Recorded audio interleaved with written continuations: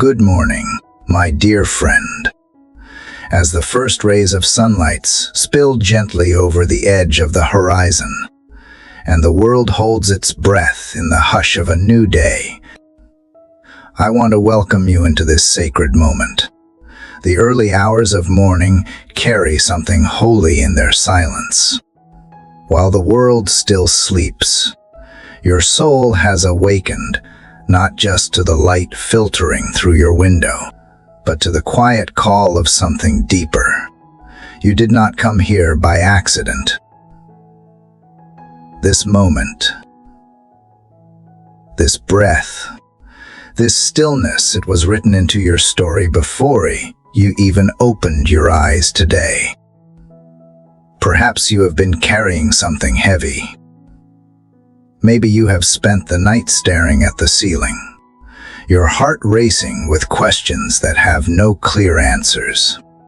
Maybe your soul has been aching for a peace that never seems to stay.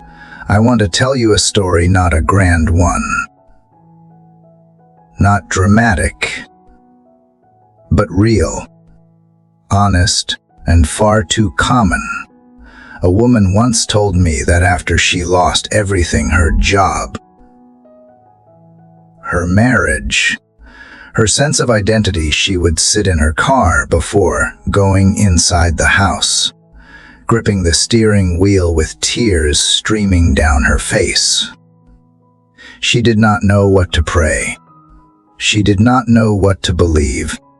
All she could whisper was, "God, I do not have the strength to fight anymore." And in that whisper, something began to shift. Not overnight, not with thunder, but quietly, like the morning sun warming frozen ground. If that sounds like you today, if you feel like you are standing in a battle you never asked for, carrying burdens you were never meant to hold, I want you to know you are not alone. And more importantly, you are not powerless. This is not the end of your story. In fact, it may be the very beginning of something holy. Because sometimes the breaking of our strength becomes the birthplace of our surrender. And in surrender, we finally make room for God to move. There is a truth we forget far too often.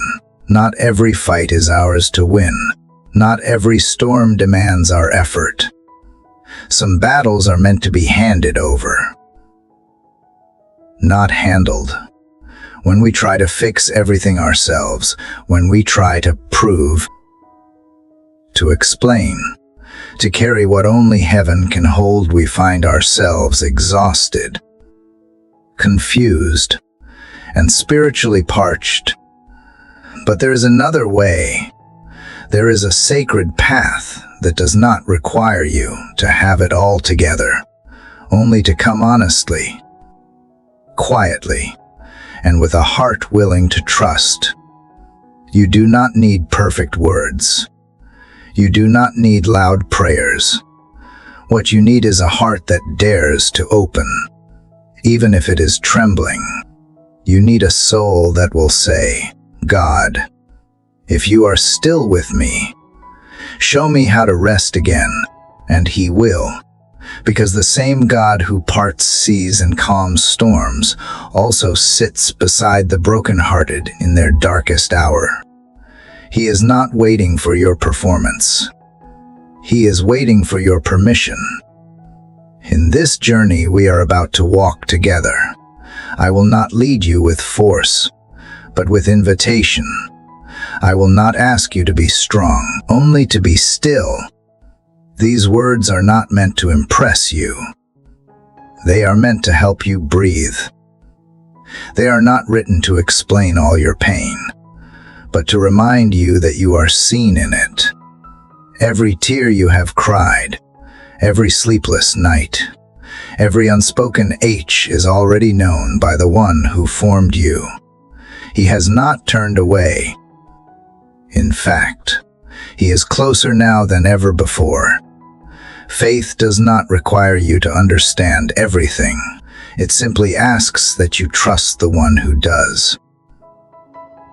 And prayer, my friend, is not a magic formula. It is a conversation, a sacred exchange, a place where the weary find rest, the lost find direction, and the wounded find healing. If you are willing, I invite you now to step into that place, not as someone who has all the answers, but as someone who is finally ready to lay the weight down.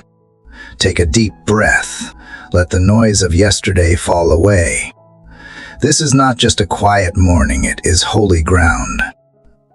And you, beloved child of God, are not here to fight alone. You are here to remember that the battle is not yours. So let us begin not with fear, not with panic, but with surrender. Let your soul lean in. The one who holds the universe is ready to hold you too. And he has been waiting for this moment. Dear Heavenly Father, this morning I come to you from a place I do not always know how to name. It is not quite despair, but not peace either.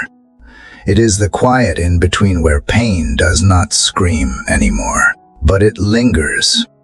It lingers in the bones, in the breath, in the way my chest tightens for no clear reason. I wake before the world rises, not because I feel strong or eager to begin, but because something deep within me aches for more than survival, more than routine. I am reaching for something I cannot see, but my soul knows is there.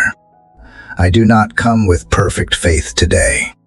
I do not come with steady hands. I come with a heart that has been bruised by disappointment and worn down by days that feel too heavy. There are things I do not say out loud, even to myself. The kind of silent fears that gather like fog in the early morning, fears about the future, about being forgotten, about staying stuck. I do not always know what I need, but I know this: I cannot keep carrying everything alone. There is awareness in me. Father, that rest does not fix. I sleep and wake, and still the weight is there. I smile when I have to. I keep going when no one notices, and most days I do not complain. But there is a crack in the shell I live in, and I feel the breaking just beneath the surface. I try to keep it together. I try to pretend that I have it under control, but deep down, I know that I am holding pieces I was never meant to hold. I know that I am fighting battles that do not belong to me. You see what no one else sees. The way I freeze in the middle of conversations because my mind has drifted to what I lost. The way I walk into rooms smiling while carrying the silence of unanswered prayers. You see how I stand in the mirror and wonder when the light in my eyes started to fade. I do not even ask for miracles today. I just ask to feel known. I just ask to be reminded that this H has not gone unnoticed by you. I know you are not far. I know in my heart that you are closer than the very breath I take. There are mornings like this when your closeness feels like a memory instead of a presence. When the echoes of my past drown out the gentle whisper of your truth.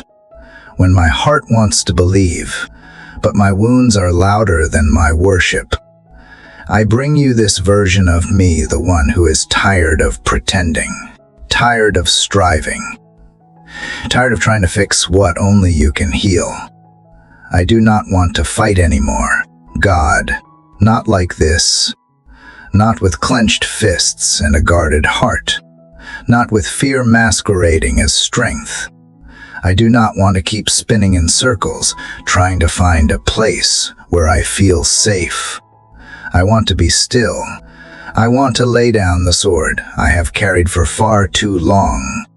I want to stop swinging at shadows and start resting in you, because I cannot do this without you.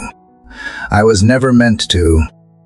There are people who look at me and think I am strong, and I have tried to live up to that, to be the one who holds it all together. But you see past all of it. You see the child inside who just wants to be held. You see the hidden tears, the clenched jaw, the whispered prayers I do not even finish. And still, you do not turn away. Still, you meet me here in the quiet. Still, you reach for me with tenderness I do not deserve and cannot earn. So I stop running. I stop performing. I stop trying to impress you with long prayers or perfect faith. I just bring you my truth. I bring you the broken pieces, the aching questions, the quiet desperation. I bring you the part of me that still hopes there is more than this. And I ask you to do what only you can: be my peace, be my strength, be my rest, be the answer I cannot manufacture, the healing I cannot find elsewhere. I have tried to carry the weight of the world, and it is breaking me. I have tried to be enough, to do enough, to know enough, and I am exhausted. I do not want to be the hero anymore. I do not want to be the one who always has to be okay. I want to be the one who kneels, who cries, who trusts again. I want to be the one who lets go, who stops fighting, who finds her shelter in you. I want to be held by something stronger than fear, steadier than circumstances, truer than my own thoughts. Today I surrender the battle, not because I have lost, because I finally believe I do not have to win it on my own. I lay down the war within me, the fear that keeps me up at night, the shame that tries to chain me to who I used to be, the questions that circle without answer. I lay it all before you, not with grand gestures, but with a quiet heart that says, I trust you more than I trust my own strength. I do not ask you to make it all make sense. I do not ask you to fix it instantly. I just ask you to be here, to sit with me in the space between heartbreak and healing, to remind me that the silence is not empty, it is sacred, to teach me how to breathe again, how to hope again, how to wake up not just to another day, but to the possibility of something new. So here I am, Father, with trembling hands and a willing heart. I do not need clarity. I need comfort. I do not need control. I need communion. I do not need a spotlight. I need a savior. I give you the battle I have been trying to win without you. I give you the fear I have made room for. I give you the version of myself that forgot what it means to rest. And I receive the invitation to come close again, to be still again, to let you fight for me. Let today be the beginning of something deeper. Let today be the first time I believe that surrender is not weakness, but worship. Let today be the day I let go of what was never mine to carry. I may not know the way forward, but I trust the one who walks beside me. I trust you. Even here, even now, even when everything in me is tired, because you have never asked me to be enough. You have only asked me to be yours. Lord, I am still here. My eyes are open, though the room is dim and the world has not yet fully stirred.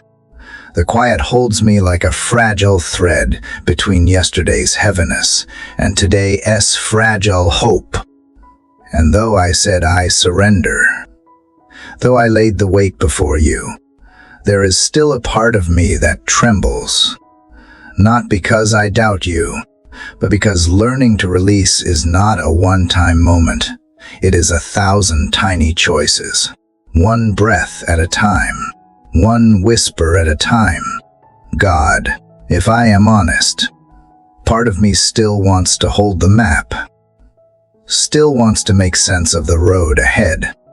Even as I begin to let go, there is this soft, human ache to understand why things have happened the way they have.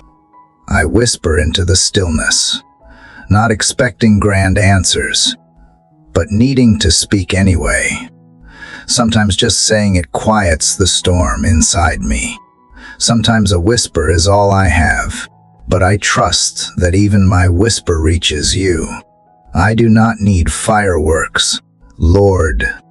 Do not need lightning bolts or visible signs. I just need to know you hear me.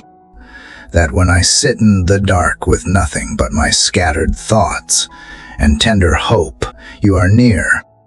You are not offended by my weakness. You are not impatient with my process. You are not asking for perfection. You are asking for presence. And here I am, just as I am. There is something sacred about this quiet. No one is watching. No one expects me to be okay. There is no pressure to perform. It is just me and you, and the breath between us.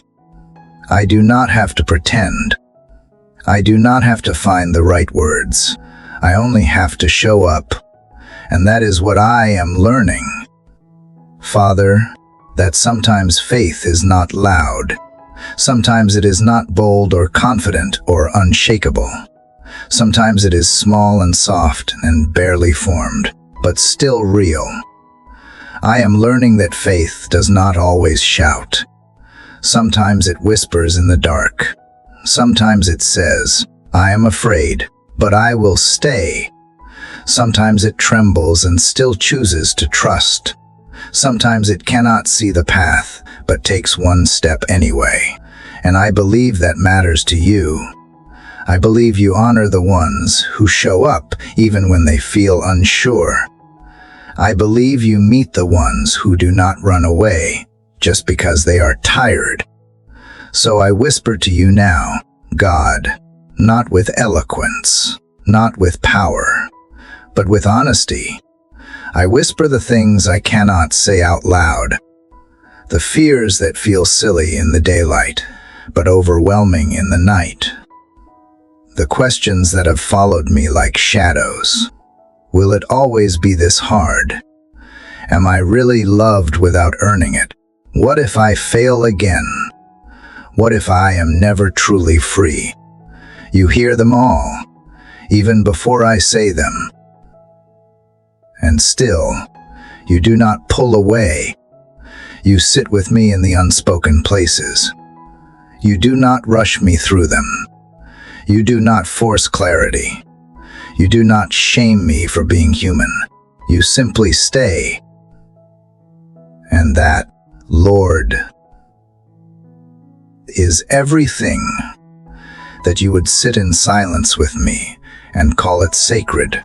That you would receive the brokenness I try so hard to hide and call it enough.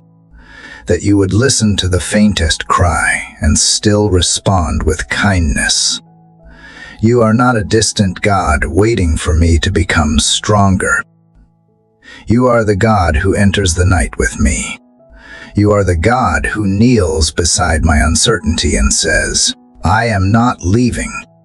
And maybe that is the healing I need most, not a solution, not a resolution, but companionship. Maybe what my soul has hungered for all along is to know I am not alone in the dark. And here you are. Even as I whisper, something is beginning to shift, not the situation, not the circumstances, but the space within me. The tightness in my chest begins to ease. The noise inside my head softens. The sense that I am completely alone begins to fade.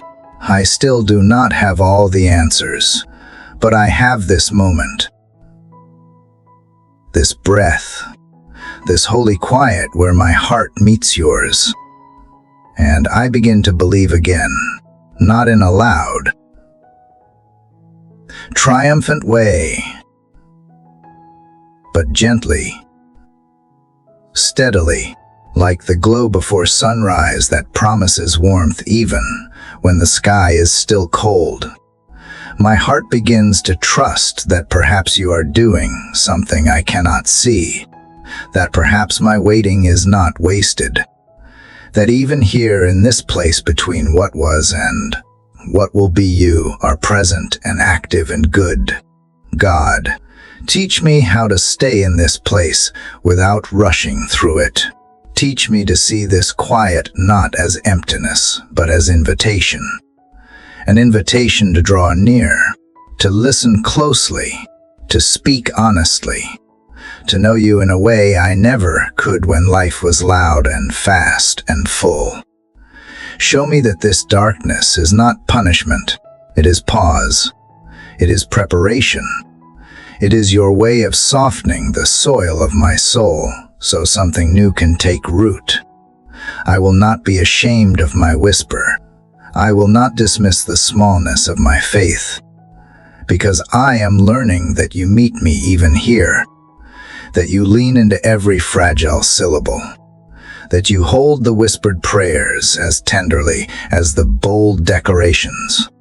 And in that truth, I find strength, not the kind that shouts, but the kind that stays, the kind that endures, the kind that trusts even when trust feels hard. So I whisper again, not because you need to hear it louder, but because I need to say it again. I need to speak to you as the one who holds me when I do not even know how to stand. I need to let the sound of my voice remind me that I am not invisible, that I am not forgotten, that I am still someone worth listening to, that even in this, even now, I still belong to you.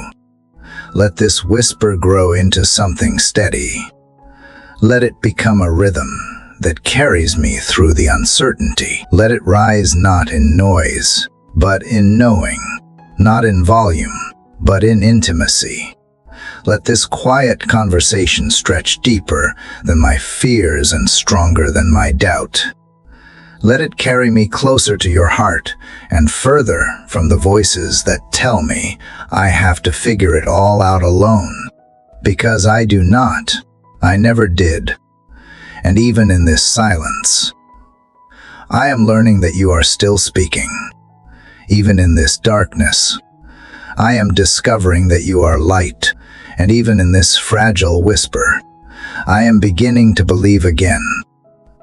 Father, as I sit in this stillness with you, something in me begins to understand that surrender is not a moment, but a journey. The whisper I found in the dark has led me here to a sacred place where I feel the invitation not just to speak, but to release. I have carried so much for so long, and now I sense that it is time to begin laying it down, one piece at a time. Not because I have found all the answers, not because the pain is gone, but because I am learning to trust you more than I trust the need to control. There is a kind of fight I have been trapped in for years, the kind that does not always show on the outside, but wears me down from within. It is the fight to hold things together, to make sure no one sees the cracks, to win every inner argument, to guard my heart so tightly that nothing can get in, not even healing. The weight of that sword is too much for me now. It does not make me stronger. It only makes me tired. And you, Father, are not asking me to keep fighting this way. You are inviting me to put the sword down. I have called it strength. I have called it wisdom. I have even called it faith, but so often, it has only been fear wrapped in armor, afraid to be weak, afraid to be wrong, afraid to be left unguarded. And in that fear, I have held on to battles you never asked me to fight. I have defended myself when I should have stayed silent. I have tried to prove my worth instead of resting in your love. I have carried offenses like weapons, always ready for the next blow. But you are not a God who teaches war to the wary. You are the God who says, "Peace, be still." So here I am, God, hands shaking but open. I release the need to be right. I release the urge to explain. I release the craving to be understood. I release the illusion that I am in control. I release the stories I have told myself about who I have to be in order to be safe. I lay down the sword that I have used not just to protect myself, but to distance myself from others, from joy, even from you. And it is not easy. This sword has become familiar. It has become part of me, or at least, that is what I believed. But I was never meant to live on edge. I was never created to be constantly braced for impact. You did not form me in the secret place to spend my life in battle posture. You formed me for peace, for communion, for trust. And if that means unlearning everything I thought made me strong, then let that unlearning begin here. I want to know what it feels like to rest without fear, to trust without needing to have all the answers, to walk through a day without rehearsing defenses in my mind, to speak without armor, love without conditions, live without always watching for the next wound. I want to know what it feels like to put the sword down and pick up the grace you are offering, the kind of grace that tells me I am safe, even unarmed, the kind of grace that holds me, even when I let go of everything else. I used to think surrender meant failure, that giving up the fight was weakness. But now I see it differently. Surrender is strength in its truest form, because it takes more courage to lay something down than to keep swinging. It takes more faith to be still than to strike. It takes more trust to let you lead than to keep trying to fix things on my own. And I am ready.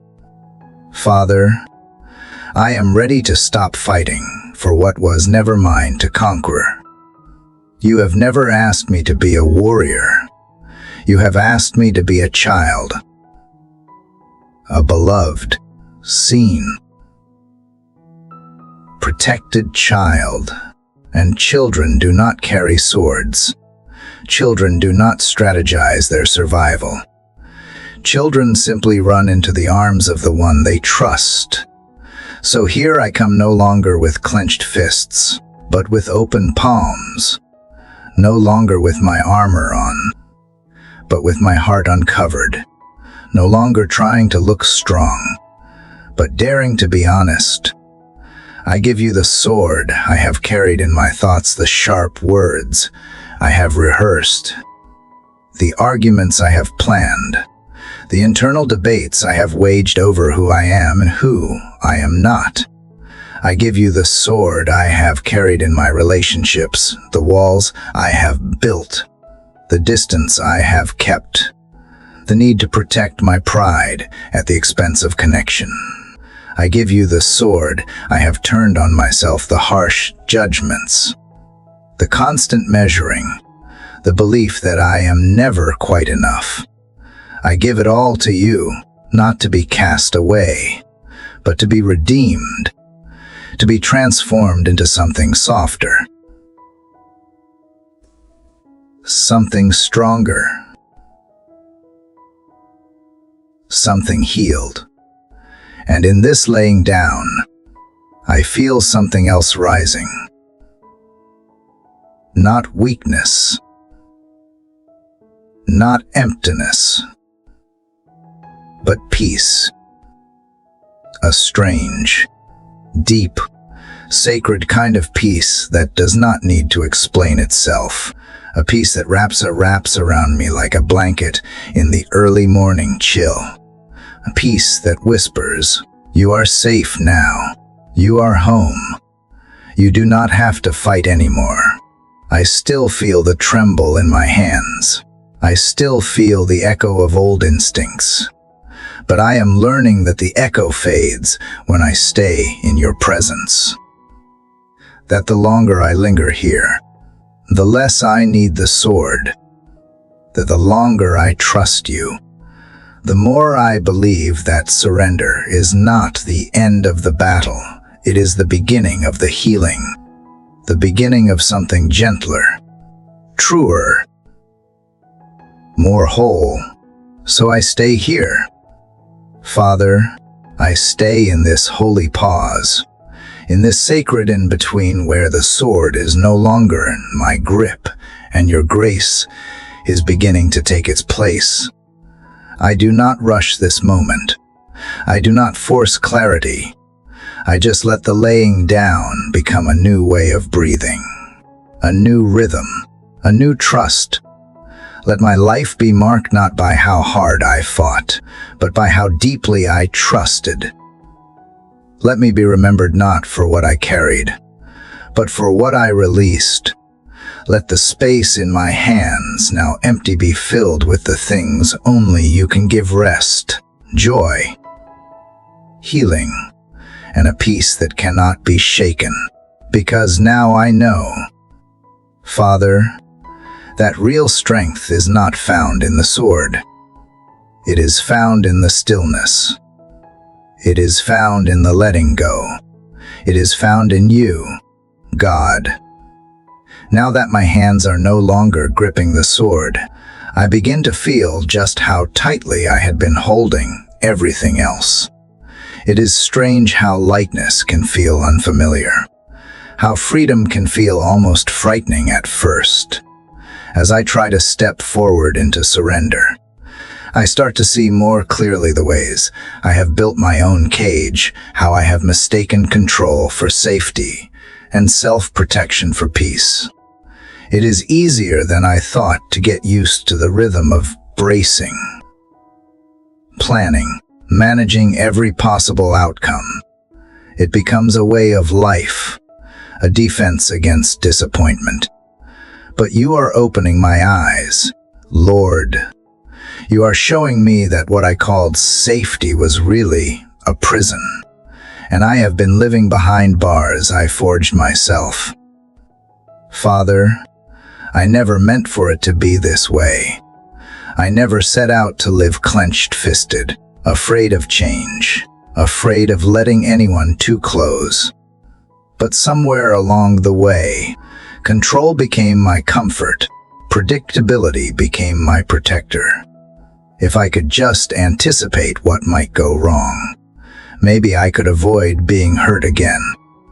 If I could just stay ahead, stay sharp,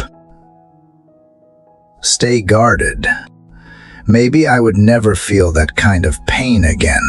But the truth is, I have paid a price, and it is not safety. It is isolation. It is anxiety. It is exhaustion. This control I have clung to is not a gift, it is a weight. You see it, Lord. You see the ways I try to orchestrate every detail, how I overthink conversations, how I replay old regrets, how I analyze other people's words, expressions, silences. You see how I plan for tomorrow with fear disguised as wisdom, how I second-guess decisions, not because I lack discernment, but because I fear failure. You see the invisible lists in my head, the contingency plans, the things I hold on to just in case, and you are not angry with me for it. You are not disappointed. You are just gently inviting me to finally let it go. Because all this effort has not brought me peace. It has made me tired. I am tired of feeling responsible for what I cannot control. Tired of trying to manage the feelings and choices of others. Tired of trying to keep every piece from falling out of place. Tired of believing that everything depends on me. It does not. You have never asked me to carry this kind of pressure. You have only asked me to follow. And following means I cannot lead everything. Trusting you means I must loosen my grip. And maybe that is the very place where freedom begins. So I ask you now, God, to help me see where I am still holding on too tightly. Show me the hidden corners where fear still drives my decisions. Show me the places where control has replaced connection. Show me the ways I have built walls and called them wisdom. I do not want to live behind defenses anymore. I do not want to live at war with surrender. I want to come out into the open with you, unguarded, unhidden, and unburdened. And I confess, there is a part of me that fears what will happen if I let go. I have worn control like armor, and without it, I feel exposed. But you are not asking me to step into chaos. You are asking me to step into trust. Trust that you are better at being God than I am. Trust that you will hold what I cannot. Trust that your plan, even when I do not understand it, is rooted in love. And I want to believe that again. I want to believe that I can be safe without being in charge. That I can be led without needing to see the whole map. So I offer you everything I have tried to manage on my own. I give you the relationships I keep trying to fix, the expectations I place on myself, the deadlines I created out of fear, the narratives I wrote in my head to protect myself from disappointment.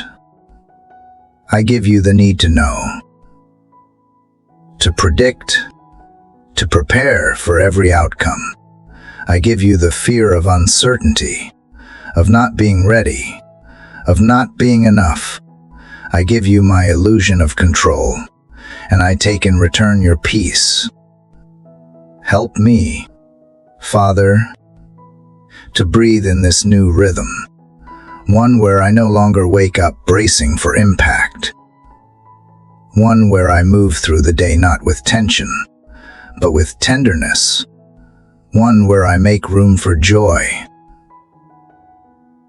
for spontaneity, for grace, where I allow people to see the real me, not the managed version, where I trust that even if things do not go according to my plan, they are still held within yours.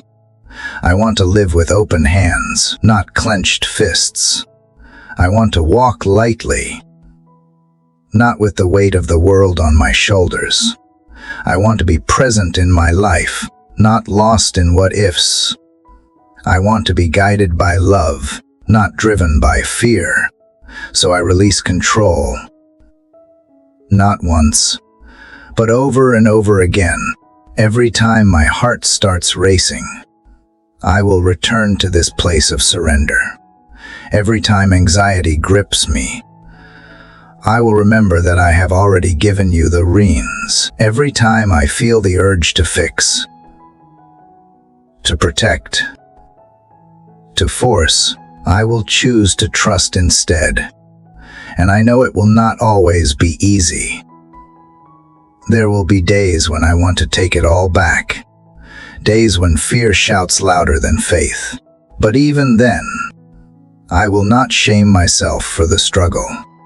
I will simply return to this moment, to this prayer, to this truth, that you are God and I am not, that you are faithful, even when I falter, that you are steady, even when I waver, and that your love for me is not based on how well I manage things, but on who you are. Let your voice grow louder than the fear. Let your presence be more real to me than my own plans. Let your peace be the home I return when I feel pulled in 1,000 directions. I do not want to be my own savior. I want to be your child. I want to rest in the knowledge that I am held, not because I hold everything together, but because you hold me. So I lay it all down again. Every outcome, every timeline, every hidden fear. I surrender the pressure to be perfect, to be prepared, to be in control, and I choose instead to be in your hands. Whatever comes today, whatever unfolds tomorrow, I trust that you will be there. That I do not have to be everything, because I already belong to the one who is. This is the freedom I long for, not a life without pain, but a life without the need to manage it all. Not a path that makes perfect sense, but a path where I do not walk alone. Not the removal of all risk, but the steady assurance that I am anchored in your love. And that, God, is enough. It always has been, even when I forgot, even when I tried to take control, even when I did not know how to let go. You have been waiting here, gently, patiently, all along, and now I step into the open space you have been preparing for me, a space where I do not have to perform, a space where I do not have to protect, a space where control no longer cages me, but trust sets me free. Father, now that I have loosened my grip and released the need to control, I find myself in unfamiliar territory. There is no longer the pressure to direct every step or to orchestrate every moment, but what remains is a strange kind of silence, a space I have rarely allowed myself to enter. For so long, movement felt like safety. Business felt like purpose. But now, in this quiet place you have drawn me into, I am learning something new. I am learning to be still. It is not as easy as it sounds. Stillness feels like standing on a surface that does not hold answers. It stirs discomfort in me, makes me want to reach for distraction or explanation. But I know you are here. I know this stillness is not emptied. It is filled with you. It just takes time for my soul to adjust, for my heart to stop bracing and start listening. It takes time to let silence become a sanctuary instead of a threat. Lord, I confess that I have often equated stillness with weakness. I have worn constant activity like a badge of importance, like proof that I matter. But you are showing me something better. You are showing me that stillness is not absence, but presence. It is not passivity, but trust. It is not a void to escape, but a space where you speak in ways that movement never allowed. I am beginning to see how deeply I have filled my days with noise not always loud, but constant. My mind always racing, my heart always rushing, my spirit always reaching. Even when I prayed, I filled the time with words, as though silence would mean you were not listening. But here in this stillness, I feel you differently, not in lightning, not in thunder, but in the quiet, in the calm, in the breath I never noticed before. God, help me stay here long enough to hear you. Help me stay here without needing answers right away.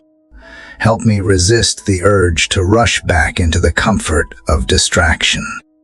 Because I know that something sacred happens when I wait in stillness. It is not that you suddenly arrive, you have been here all along. But now I am quiet enough to notice. Now my soul is still enough to respond. There is a slowing happening inside me, and though it feels unfamiliar, it also feels like peace. I am not rushing toward the next thing. I am not measuring this moment by its productivity. I am just here with you, and that is enough. Maybe this is what you have been waiting for, not for me to do more, but to be more present. Not for me to accomplish something, but to allow you to shape something deeper within me. Stillness makes space for healing. It makes room for truth to rise to the surface. Without all the usual noise, I start to hear what I have been avoiding. The small voices of fear, the ache of disappointment, the longing that no achievement could quiet. And as I sit with it all, I sense you are not overwhelmed by it. You are not afraid of my unrest. You simply sit with me, patient and steady, until the noise begins to soften. I want to learn this way of being with you, not only in desperate cries or moments of praise, but in the quiet in between. I want to live with a stillness that is not about standing still physically, but about walking in a heart posture of trust. I want to move through my day with a spirit that is not frantic or reactive, but anchored and aware. I want to learn to carry stillness into chaos, to respond instead of react, to listen more than I speak. There is a rhythm to your presence, Lord, and I want to live in step with it, not racing ahead, not lagging behind, but moving at the pace of peace. I have hurried so long that I forgot how to breathe slowly. I have filled every moment that I forgot how to let one moment stretch wide enough for grace to enter. But now I am listening. Now I am letting the stillness do its work. Show me how to make room for this in my life. Show me how to choose quiet in a culture of noise. Teach me how to slow down even when everything around me speeds up. Help me create space in my thoughts, in my schedule, in my heart, so I can hear the whisper of your voice above everything else. And in this stillness, teach me to trust that you are working even when I cannot see movement, that your hands are never idle, that you are doing more in the silence than I could ever do in the striving. Let my confidence be rooted not in what I can accomplish, but in who you are. Let my rest be found not in a cleared calendar, but in a heart that is yielded to you. Stillness is not about being motionless, it is about being aligned. And that is what I want most. I want to be aligned with your heart, your will, your timing. I want to be a person who lives from the inside out, not pulled by pressure but led by presence. I want to live in such a way that even in movement, there is stillness in me, a knowing, a steadiness, a peace that goes deeper than circumstance. Father, thank you for meeting me here. Thank you for not rushing me out of this space. Thank you for reminding me that I do not have to earn your presence. It is already mine. I do not have to fill the silence for it to be holy. I do not have to force anything. I only need to stay. So I stay. I stay with the discomfort. I stay with the breath. I stay with the unspoken questions.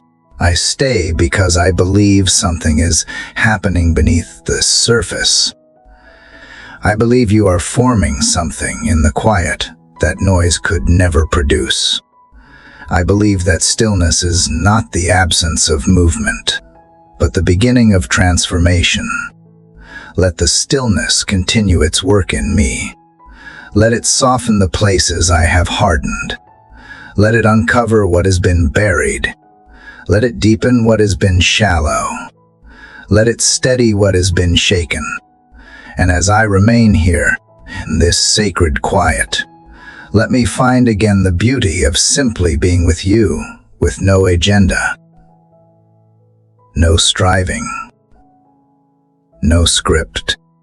Let this stillness become a way of life, not just a moment of retreat.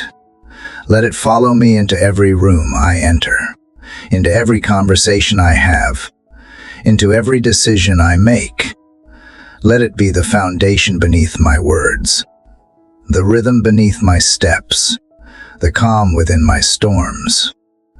And when I forget again, and I will bring me back here, not with shame, but with grace, not as a punishment, but as an invitation. Bring me back to this stillness, this breath, this place where I remember who I am and who you are, where I am not defined by what I do, but by whose I am, where I am not pressed by fear, but held in love, where I do not need to chase peace, because I am already resting in it. I receive the stillness. Father, I welcome it. I honor it. I trust it. And I choose to carry it with me, one quiet breath at a time. Father, as I continue to rest in the stillness you are teaching me to value, I begin to recognize how quickly that stillness is threatened not by loudness outside of me, but by the unrest that still lingers within. It does not take much, a single comment, a misinterpreted tone, a small disruption in my day, and suddenly I feel something rise in me, an urge to defend, to explain, to control the narrative, to prove a point, to shield myself from pain before it even fully arrives. And I see now, more clearly than ever, how expensive those reactions have become to my spirit. God, I never realized just how much peace I have traded in the name of response. For every moment I answered a false accusation with anxious words, I gave away a piece of my calm. For every conversation I replayed in my head, imagining all the things I should have said, I lost more of my focus. For every small offense I took personally, every time I let my emotions take the lead, I stepped away from the quiet confidence you were trying to grow in me. I do not want to like that anymore. I do not want to be someone who is easily pulled out of alignment by every passing word or glance or inconvenience. I want to be someone who guards their peace the way others guard their pride. Someone who is slow to speak, slower to anger, and quick to return to stillness. But it is hard, Lord. It is hard when everything in me has been trained to react. When my defense mechanisms feel like second nature, when silence feels like surrender, and walking away feels like weakness. Teach me another way. Teach me the way of restraint. I know now that restraint is not suppression. It is not denying the pain. It is not pretending to be unaffected. It is knowing that not everything deserves my energy, my time, or my voice. It is remembering that you see it all, that you defend what is right, that you vindicate the quiet-hearted, It is believing that I do not have to respond to everything that comes my way to stay grounded in truth. So I bring you, Father, the part of me that reacts too quickly, the part that feels threatened when misunderstood, the part that rushes to fix tension instead of letting you hold it, the part that still believes my words will always protect me. I bring you the pride that tries to disguise itself as passion. I bring you the fear that hides beneath my quick replies. I bring you the need to be heard, to be right, to be seen in the best possible light. And I ask you to help me loosen my grip on it all. Because what I gain in the moment of reaction is never worth what I lose afterward. I lose sleep. I lose clarity. I lose the quiet intimacy I have started to build with you. I lose the freedom to move forward without second guessing. And most of all, I lose time precious. Holy time I could have spent listening, breathing, forgiving, praying. Time I could have used to choose peace instead of panic. God, teach me to notice the space between stimulus and response, that sacred space where I get to decide not just how I feel, but who I want to be. Remind me in those moments that silence can be strength, that pausing can be powerful, that choosing not to engage is not the same as giving up. It is choosing you. It is choosing to protect what you are doing inside of me, rather than proving something on the outside of me. Help me to know when to speak and when to be quiet, when to stand and when to step back, when to engage and when to let you take over. Help me resist the temptation to defend myself when you have already spoken on my behalf. Help me release the desire to control outcomes and instead trust that nothing escapes your attention. Father, I want to be a person who is not ruled by impulses, but led by your Spirit. I want my reactions to be slow and thoughtful, not quick and reckless. I want my words to be full of grace, not sharpened by frustration. I want my presence to disarm tension, not add to it. I want my life to reflect a deeper peace, one that cannot be shaken by surface-level conflict. And when I do mess up, because I ask for the grace to return quickly, to not spiral into guilt, but to come back to you with open hands, ready to start again.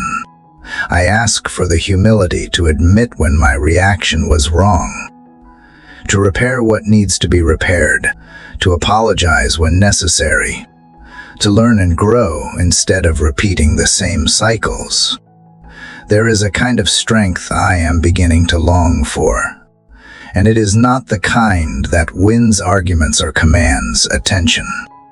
It is the kind that stays rooted when everything around me is pulling for a reaction. It is the kind that smiles gently instead of biting back. The kind that walks away not from weakness, but from wisdom. The kind that honors you more than it defends ego. Let that kind of strength grow in me. Let it shape the way I move through this world. Let it change the way I handle pressure, disagreement, inconvenience. Let it make me more like you, because I see in you, Jesus, a life marked by quiet power. I see you choose silence in the face of lies. I see you stand steady when others tried to provoke you. I see you keep your purpose clear, your heart tender, and your responses measured. And I want to be like that. I want to carry that kind of authority. The kind that does not need to shout to be heard. The kind that rests in knowing who it belongs to. Help me remember that not everything needs to be addressed. Not every battle is mine. Not every insult requires an answer. Help me know when to walk away. Help me know when to stay silent and trust that you are working behind the scenes. Help me be so grounded in who I am in you that I do not feel the need to prove it to anyone else. Let my restraint speak louder than my reaction. Let my peace be a testimony to your presence in me. Let my quiet confidence point others to something deeper. Something eternal. Something unshakable.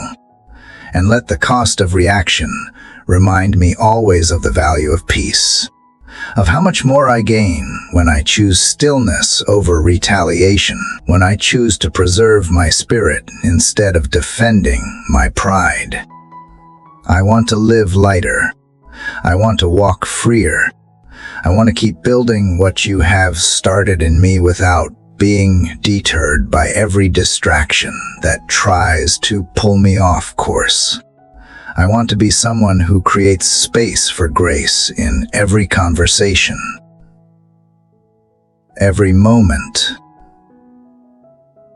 every tension. Someone who brings calm where there could be conflict. Someone who listens longer and speaks slower. Someone who pauses, breathes, and lets you fill the space before I do. So guide me, Lord. Hold me in those moments where reaction wants to rise. Whisper to me in the pause. Strengthen me in the silence. And remind me that the battle for peace begins not outside of me, but within. And it is won not by force, but by choosing again and again to stay anchored in you. Lord, after all the times I have reacted too quickly, I begin to see how often I have spoken before listening, how often I have tried to answer situations with my own voice before ever giving space for yours. It is not always anger that rushes out of me. Sometimes it is fear. Sometimes it is insecurity. Sometimes it is just noise, because silence feels too vulnerable. But now that I have started to guard my responses, I sense the next invitation you are gently laying before me. You are not only teaching me to pause before reacting, you are calling me to pause before speaking, to let you speak first. Father, I do not want to be someone whose words fill the air but carry no life. I do not want to say things simply to manage the moment, to fix the tension, to maintain the image. I want what I say to come from a place of alignment, not with my emotion, but with your truth. But I know I cannot do that unless I give you room to speak first, unless I train my heart to wait, unless I silence the noise in my mind long enough to actually hear the whisper of your spirit.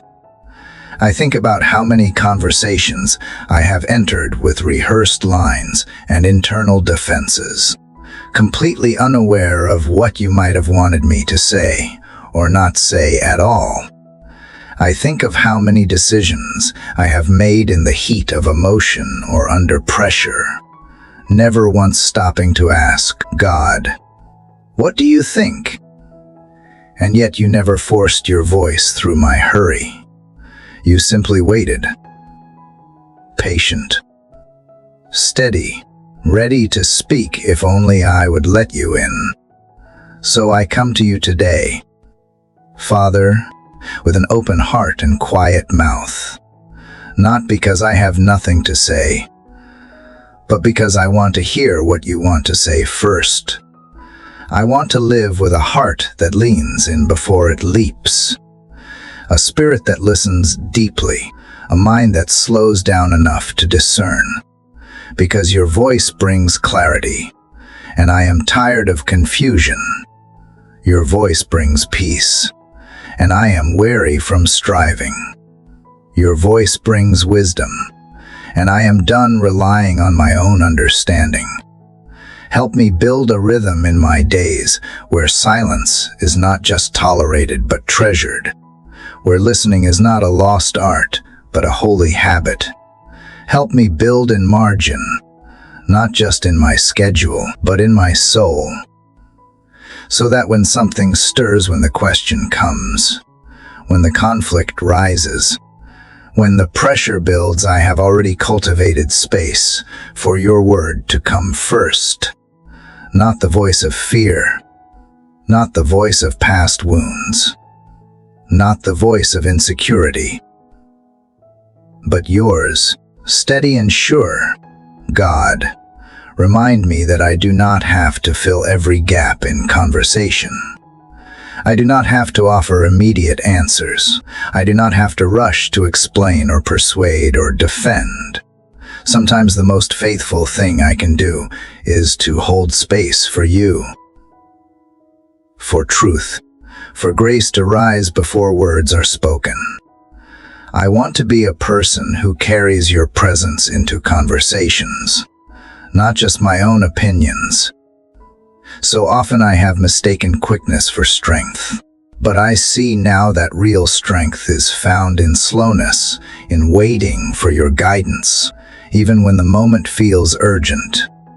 Teach me to be comfortable with pauses, to see them not as weakness, but as wisdom, to remember that not every silence must be broken, that not every thought must be spoken, that not every emotion needs a response. Lord, let my inner world grow so quiet, so attentive, that I can recognize when you speak not only in the obvious moments, but in the subtleties, through the tension I feel in my chest, through the peace that floods when something is right, through the discomfort that signals caution, through the scriptures that rise in my memory when I least expect them. Let me become fluent in the language of your Spirit. I want my first instinct to be turning inward to you before outward to the world. I want to train my soul to seek your word before offering mine, because I know that when you speak first, everything else falls into place. When you lead the conversation, I do not have to force anything. When you guide my mouth, I can trust that what I say will bear fruit and not just echo noise. Father, I surrender my urge to always be the one who speaks. I release the need to fill silence out of awkwardness or fear. I give you permission to interrupt my inner monologue, to speak when I would rather defend, to whisper when I am tempted to shout, to hold me quiet when everything in me wants to be heard. I trust that when you do give me words, they will come from a place of love and alignment, not ego or anxiety. Teach me to pray this way too, not just talking at you, but pausing to let you speak back. Not just pouring out my heart, but also learning what is on yours. Help me not to fear the quiet in prayer, but to embrace it as the place where your voice takes root. Help me learn to ask and then wait, to seek and then be still, to knock and then listen, because you are not absent in silence. You are present in it, and you are often clearest when everything else is quiet.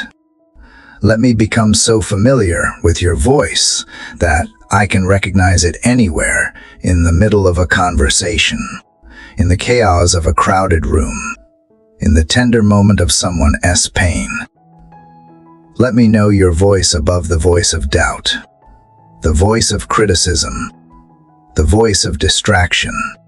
Let your voice become my compass, not only for big decisions, but for the small ones too, for the words I speak to strangers, for the tones I use with loved ones, for the thoughts I carry toward myself. God, Shape my tongue by first shaping my heart. Let what flows out of me reflect what you have deposited within me.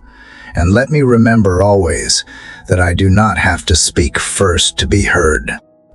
I do not have to be loud to be understood. I do not have to rush to be faithful. Sometimes the most obedient thing I can do is wait for your word, your timing, your release. Let this become the way I live. Let it be the culture of my spirit, a life that is not driven by impulse, but drawn by intimacy. A mouth that does not speak from reaction, but from revelation. A soul that does not panic in the pause, but finds purpose in it. You are not in a hurry with me. You are never late, never uncertain, never rushed. So I will not live rushed either. I will wait until you speak. And when you do, I will follow. Not just with my feet, but with my words, with my tone, with my posture, with the rhythm of my breath. Because I am learning now that there is power in letting you go first. There is clarity in waiting for your cue. And there is grace in giving you space to speak before I try to make sense of anything myself. I want to walk that way, quiet first, holy first, led by your voice and not my own.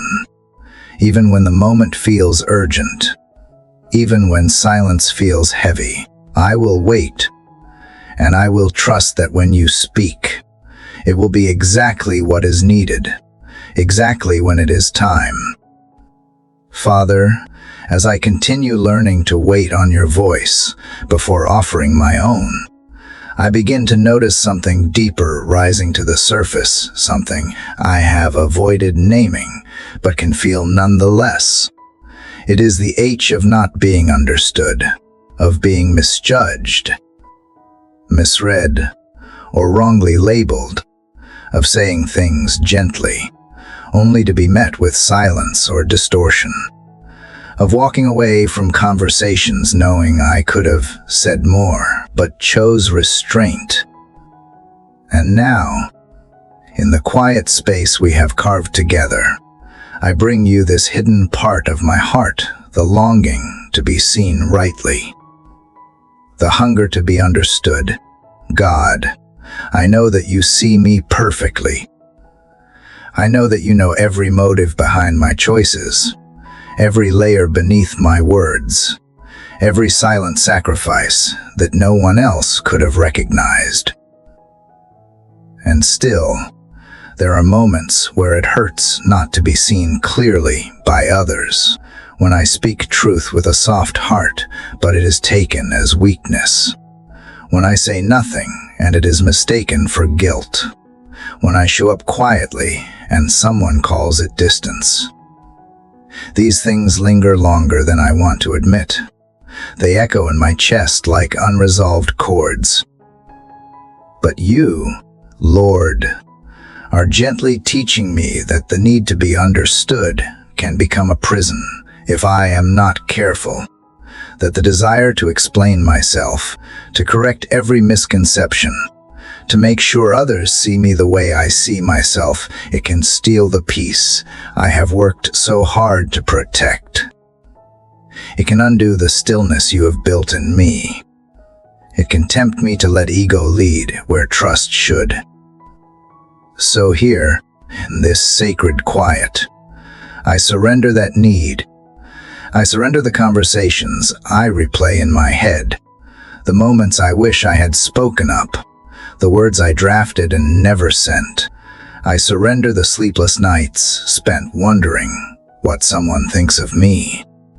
I surrender the scenarios I construct in my mind, imagining what I could have done differently to be better understood. I surrender the inner urgency to fix how I am perceived. Father, help me choose peace over clarity.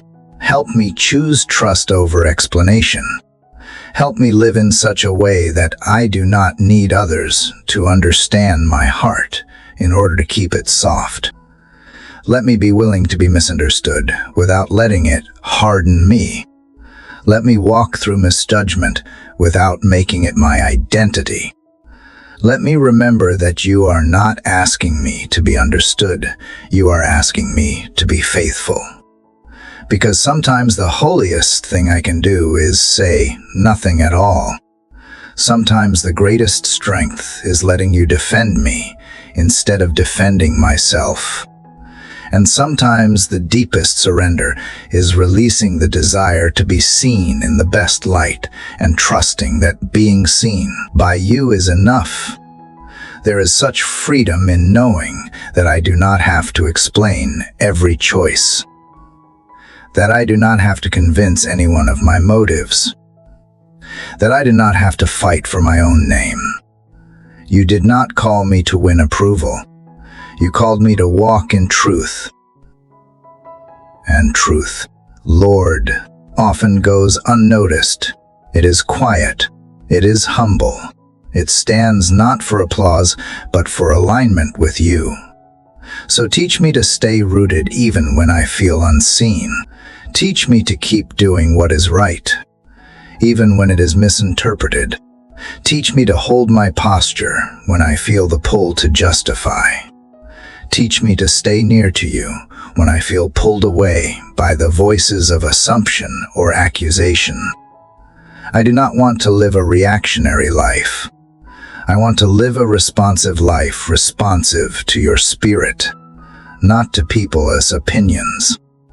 Responsive to conviction, not to criticism. Responsive to love, not to fear. And that means letting go of this need to always be explained, always be validated, always be approved. Help me release the weight of expectations that do not come from you. Help me remember that there is only one voice that defines me.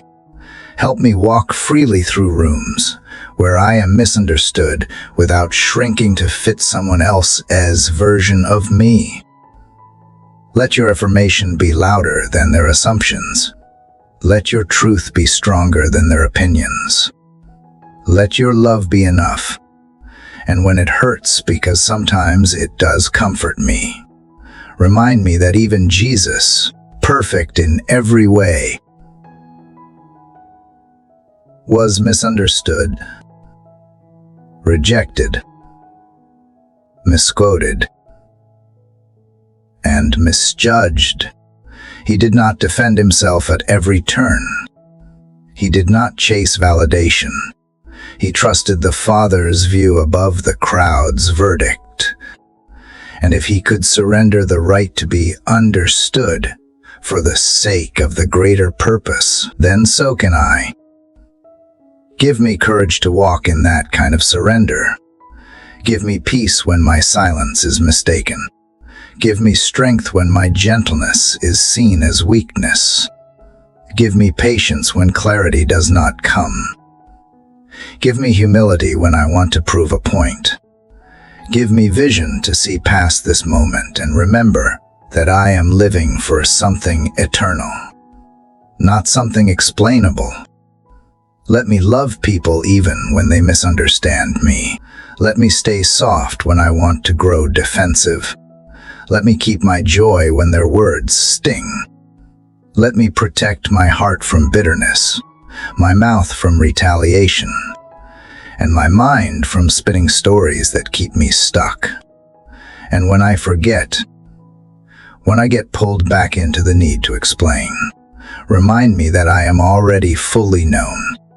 Remind me that the one who matters most sees it all, the intentions, the hidden kindness, the restrained words, the quiet faithfulness.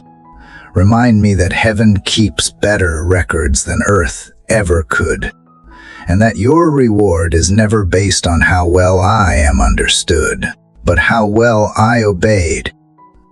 Father, help me find my security in being seen by you, in being loved, not for what I do, but for who I am in you, in being anchored, not in what others say, but in what you have spoken over my life since the beginning.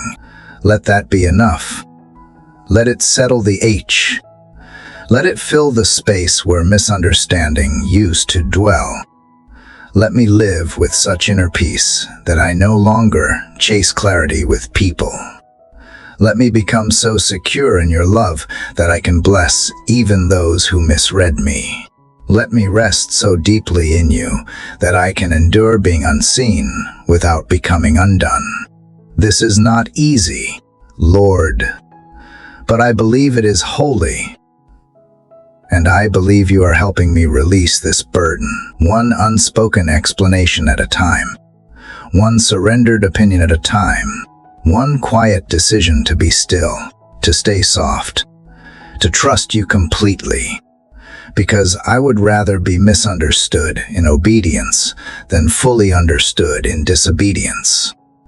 I would rather follow you into mystery than explain myself into compromise. So here I am, choosing peace again, choosing presence again, choosing you above my need to be understood, and I trust that even if no one else sees, you always do, and you are enough. Father, as I lay down my need to be understood, I sense something else stirring beneath the surface, something quiet, but persistent. Now that I am no longer chasing clarity in the eyes of others, now that I have surrendered my right to be seen completely, there is space for something more honest to rise. There is space for healing. And yet, even in this open space you have gently carved out in me, I feel hesitant.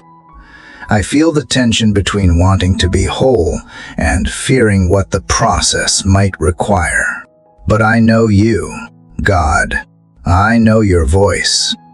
And I know you are not calling me into pain for the sake of pain. You are calling me into healing for the sake of freedom. I bring you my broken places, not all at once, because I do not even know them all yet.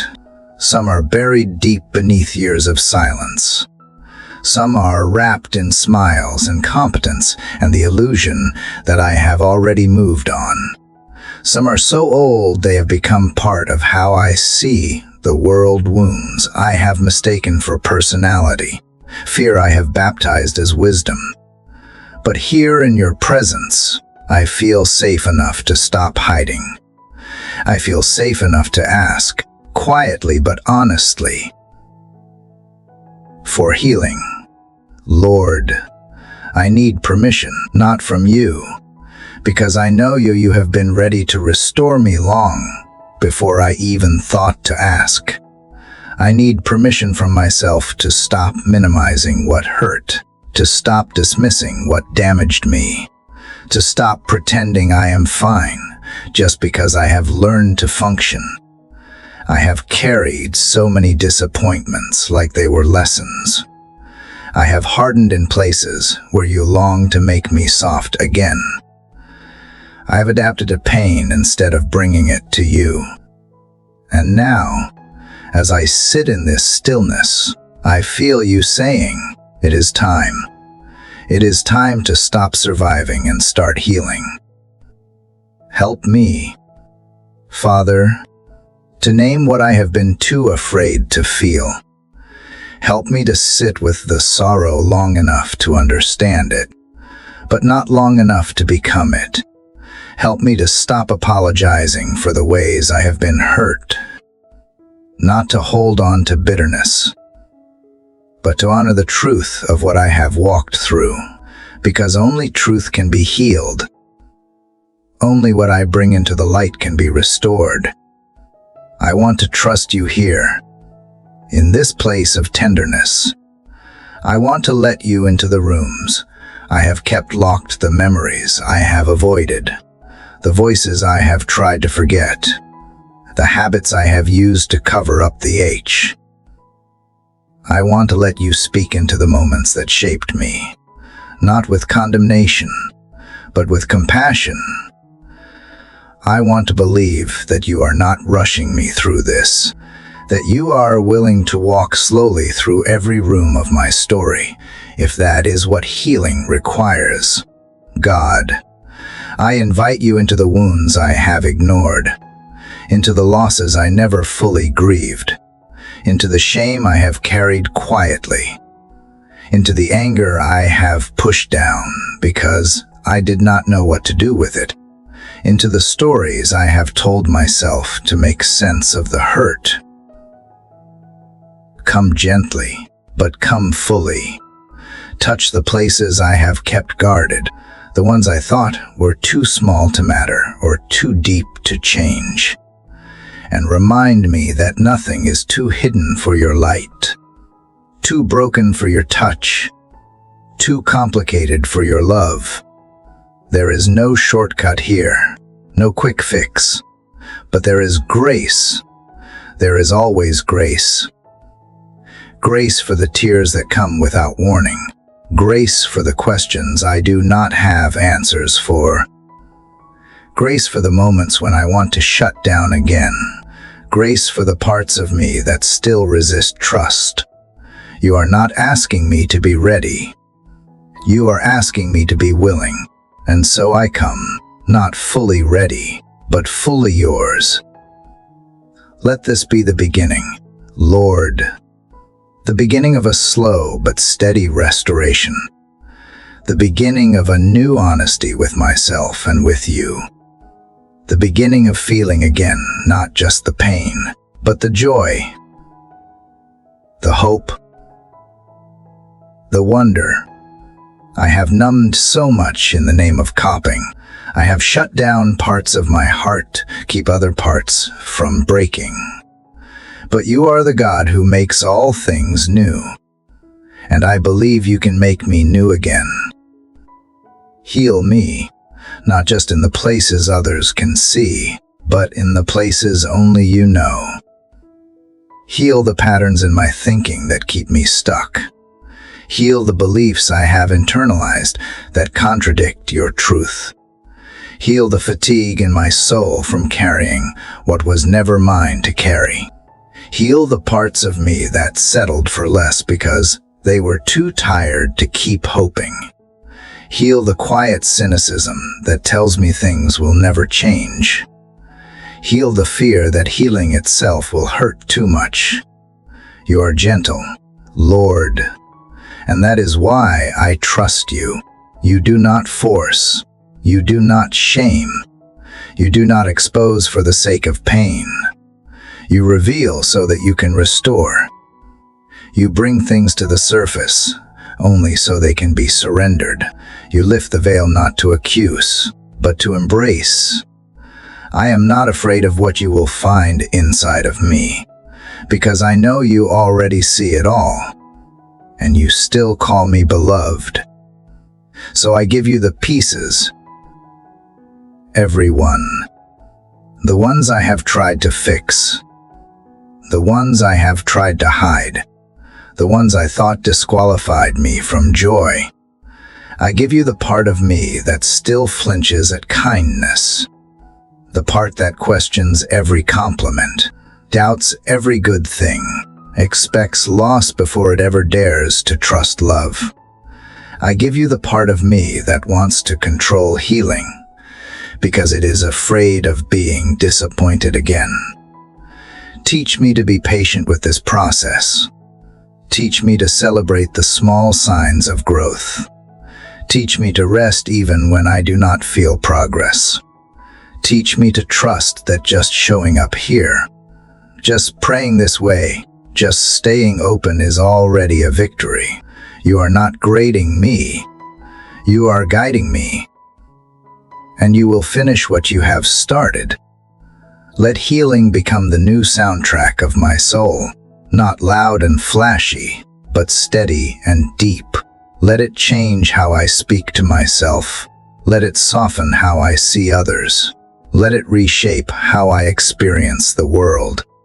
Let it overflow into how I walk through each day, not with a limp of pain, but with the quiet confidence of someone who has been touched by grace, someone who has been met in the dark and invited into the light, someone who is no longer afraid of their own story. This is the work I have avoided, but now it is the work I long for, not to dwell in the past, but to redeem it, not to undo what has been done, but to allow you to bring beauty from it. I do not need to rush. I do not need to perform. I only need to keep saying yes to you, to truth, to wholeness, even when it is uncomfortable, even when it is unfamiliar, even when it takes time. Because healing is not a destination. It is a relationship. It is walking with you, trusting you, yielding to you, believing that your love is not just strong enough to save, but kind enough to stay with me in the slow work of becoming whole. And so I welcome the work. I give you permission to heal me, not just on the surface, but all the way through. Father, as I continue walking through this journey of healing, I feel you drawing me even closer, not just into recovery, but into something deeper, something stronger, something sacred. You are not only mending what was broken, you are preparing me for what comes next. And I can feel the shift not in my circumstances, but in my spirit. Healing has cleared away the debris, and now obedience begins to take root, not as a burden, not as a test, but as a gift. A quiet, beautiful invitation to align my steps with yours. Lord, I used to see obedience as heavy, as something I had to do to prove my love or earn favor. I saw it as obligation, something required of the faithful, but always at odds with freedom. But now I am beginning to understand that true obedience flows from intimacy, not fear, that it is not the price of love, but the evidence of it, that when I trust you, obedience becomes joy, not duty. It becomes my response to being known and held and healed. You are showing me that obedience is not about control. It is about connection. It is not about rules. It is about relationship. It is not about being perfect. It is about being close. When I obey you, I walk in rhythm with your heart. I move in step with your spirit. I align with something greater than myself, something deeper than emotion, something stronger than logic. I align with truth. But Father, I need help. I need help to obey when I do not understand, when the instruction feels small, when it feels slow, when it feels like it will cost me something I still want to hold. I need help to say yes when my flesh says wait, when my fear says no, when my pride wants more explanation. I want to trust if you are asking me to do something. It is not to limit me, it is to lead me. You are not trying to take something from me. You are trying to give me something better. Help me see obedience as the doorway to peace, as the bridge between knowing and becoming, as the seed that, when planted, produces fruit I could never manufacture on my own. Remind me that obedience is not always dramatic. Sometimes it is quiet. Sometimes it is staying when I want to leave, forgiving when it feels unfair, listening when I want to defend, letting go when I want to hold on, choosing faith when doubt feels louder, speaking truth in love when silence feels safer. God, I want to be someone who responds quickly when you speak. Someone who does not wait for convenience or confirmation. Someone who does not obey halfway or with hesitation. I want to say yes with a willing heart, not a reluctant one. I want to be marked by faithfulness, not performance, by consistency, not perfection, by surrender, not strategy. I realize now that obedience is not only about action, it is about posture. It is the way I hold my heart before you, the way I lean into trust even when the path ahead is hidden. It is the way I choose what you say above what I feel, the way I let your truth carry more weight than my reasoning, the way I believe that your ways are higher, even when mine feel easier. So, Father, speak to me, not just through grand revelations, but through gentle nudges, through quiet conviction, through sacred interruptions, through the moments that do not make sense to anyone else, but stir something deep in me. Help me notice the places where you are inviting me to obey, not out of pressure, but out of love, not to prove anything, but to protect the intimacy we have been building. Let obedience become a rhythm in my life. Let it shape the way I begin my mornings and end my nights. Let it inform how I love, how I lead, how I respond. Let it become part of who I am, not because I strive to be holy, but because I have tasted your goodness and I want more of you. I want to live in a way that says, I trust you with everything, even when it costs me comfort, even when it challenges my preferences, even when it sets me apart. Lord, I know that obedience will sometimes stretch me. It will stretch my patience, my pride, my plans, but I also know it will grow me. It will lead me into places I never could have gone on my own. It will refine what needs refining, strengthen what needs grounding, restore what I never even knew was broken.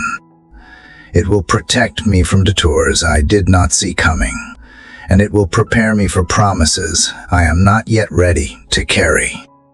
Help me not to measure obedience by outcomes. Help me to obey even when results do not come quickly, even when no one sees, even when it feels unnoticed or unrewarded. Because obedience is not a transaction, it is a declaration. A declaration that I believe you are worthy of my trust, even when my eyes cannot see the full picture. Give me courage to obey in the quiet, in the small things, in the in-between spaces where nothing looks extraordinary, but something sacred is being formed beneath the surface. Let my obedience speak louder than my opinions. Let it become my testimony, not just my intention. Let it be what anchors me when storms come, when emotions rise, when the crowd moves another way. Father, thank you for being so patient with me, for never giving up when I have hesitated, for calling me forward even when I resisted, for reminding me that every time I obey, even in the smallest way, I am returning to the center of your will. I am stepping deeper into the life you created me to live.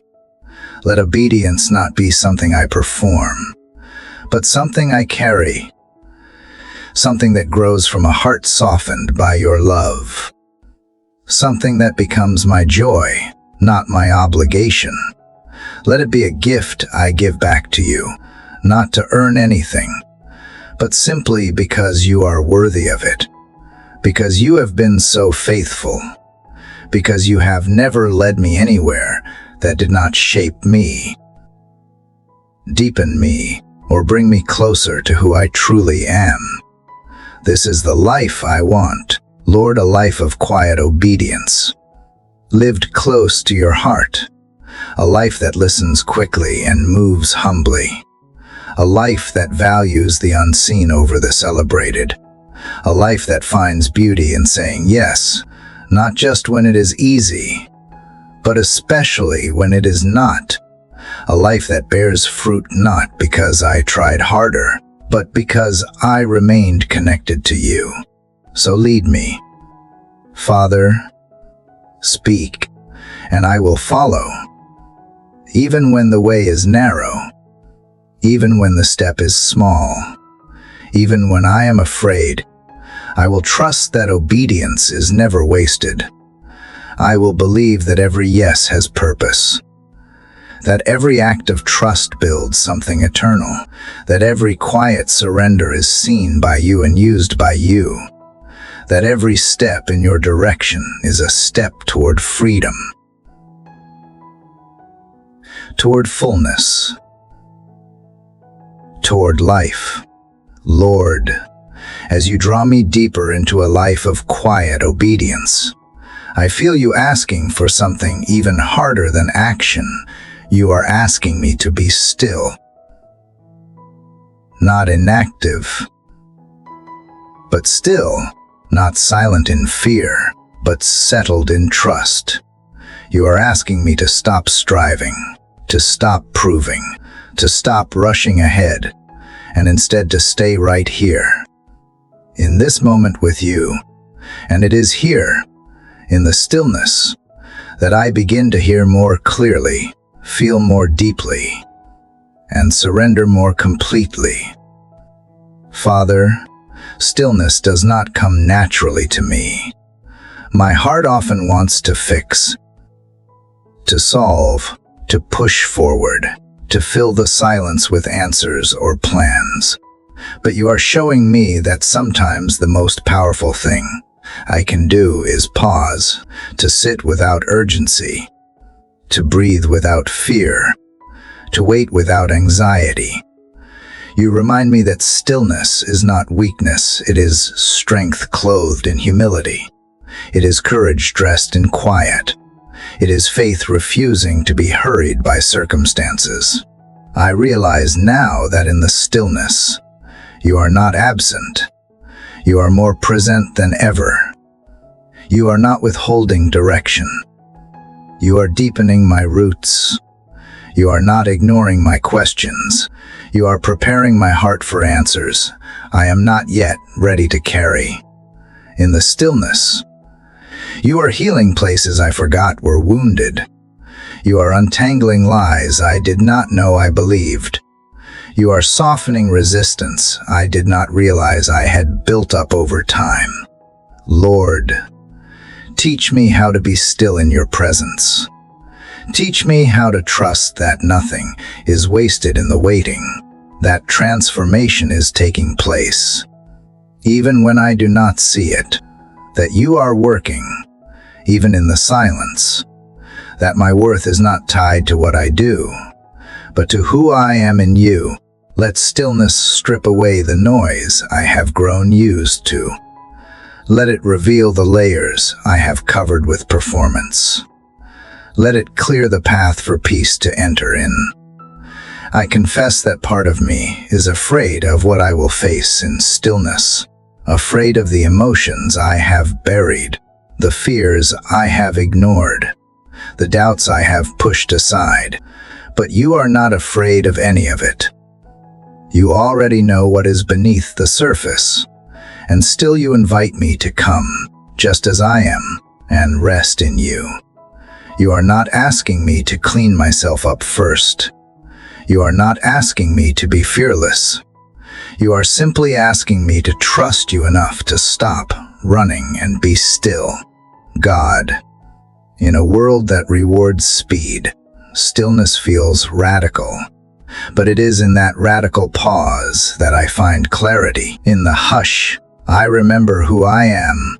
In the calm, I recall who you are. The pressure to perform melts away, and in its place rises quiet confidence, not in myself, but in you.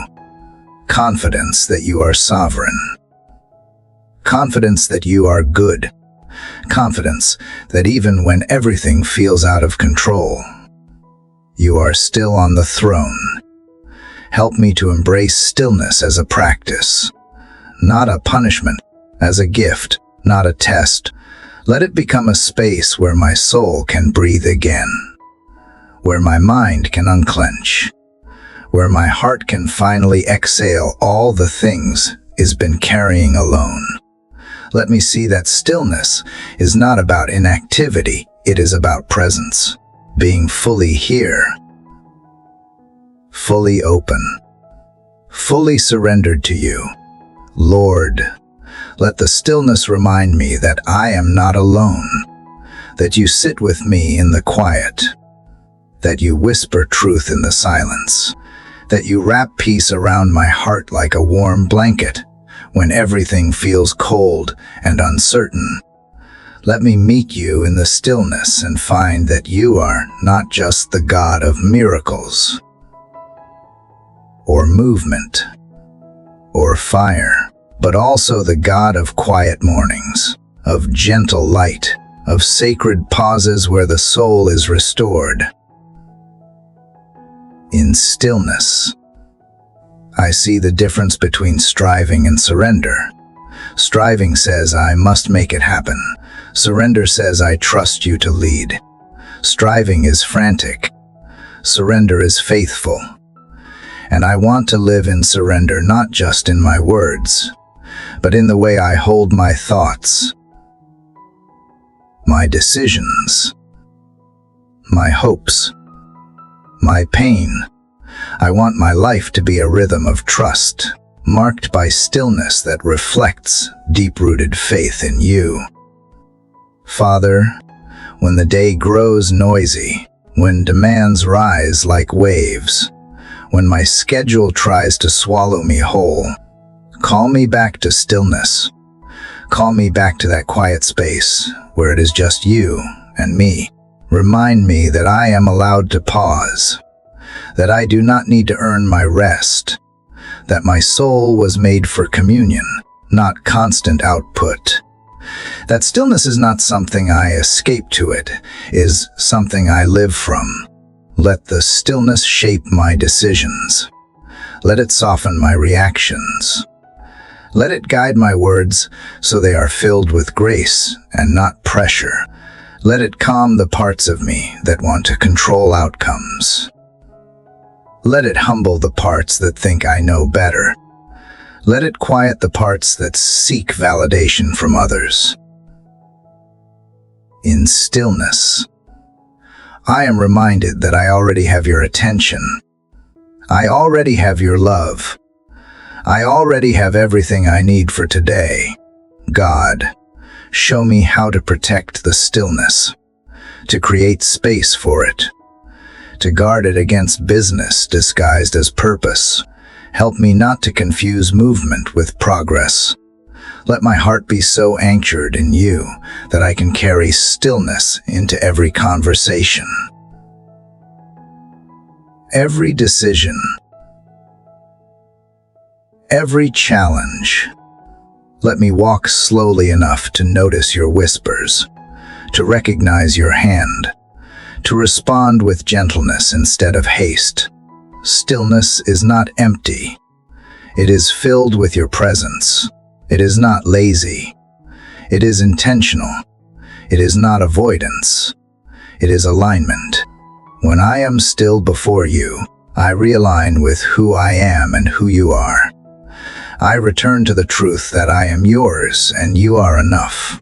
The striving ends. The noise fades.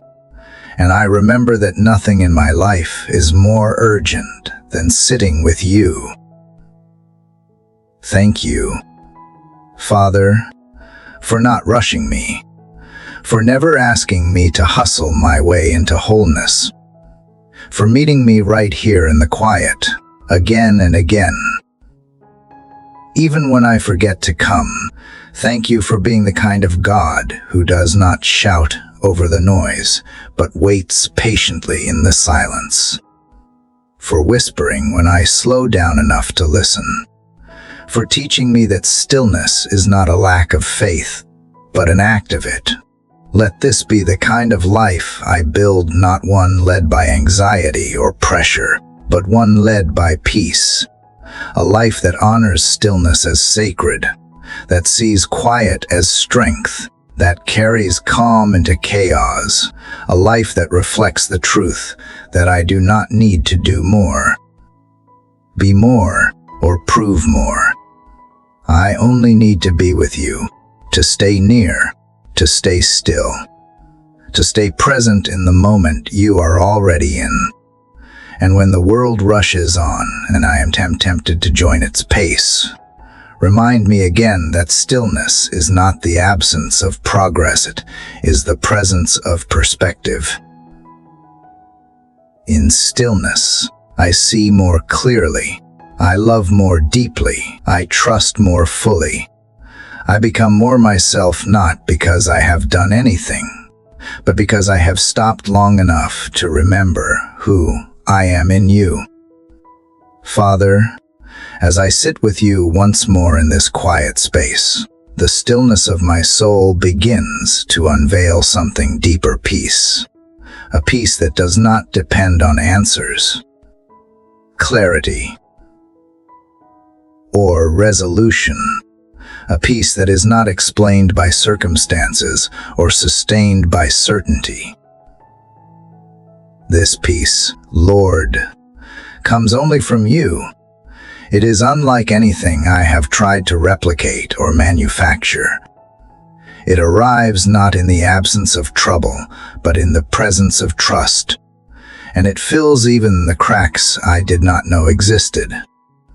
The more I rest in stillness, the more I recognize how much of my life has been shaped by unrest. I have often confused calm with control, and security with predictability, but your peace transcends both. It moves beyond what I can reason with and settles into the foundation of who you are. You are not the author of chaos, but the Prince of Peace. And when I draw near to you, I am no longer at the mercy of my emotions or the world's uncertainty. I am held by something greater. Lord, I used to think peace was a reward for a job well done, a temporary escape earned through effort. But you have shown me that peace is not something I achieve. It is something I receive. It is the fruit of surrender, the consequence of abiding, the evidence of a heart no longer warring with itself. And though I cannot hold it with my hands, I know when it is there, it softens the sharpness of anxiety. It quiets the noise of fear. It reminds me I am not walking this road alone. Even when everything around me feels unstable, your peace anchors me. Even when people misunderstand, when deadlines press in, when relationships fray and dreams delay, I can choose to remain in peace, not because I am strong enough to fix anything, but because I have laid it all at your feet. You are not pacing the heavens in panic. You are seated, calm, and unshaken. And because you are at peace, I can be too. Help me, God, to return to this peace when I feel scattered, to pause long enough to remember that you are my constant. Let your peace be like a gentle hand on my chest, reminding me to breathe, to slow down, to come back. You are not looking for a perfect version of me to enter your presence. You welcome the restless me, the tired me, the doubting me. And somehow, when I come as I am, you give me exactly what I lack: peace that wraps around the most fragile places in me.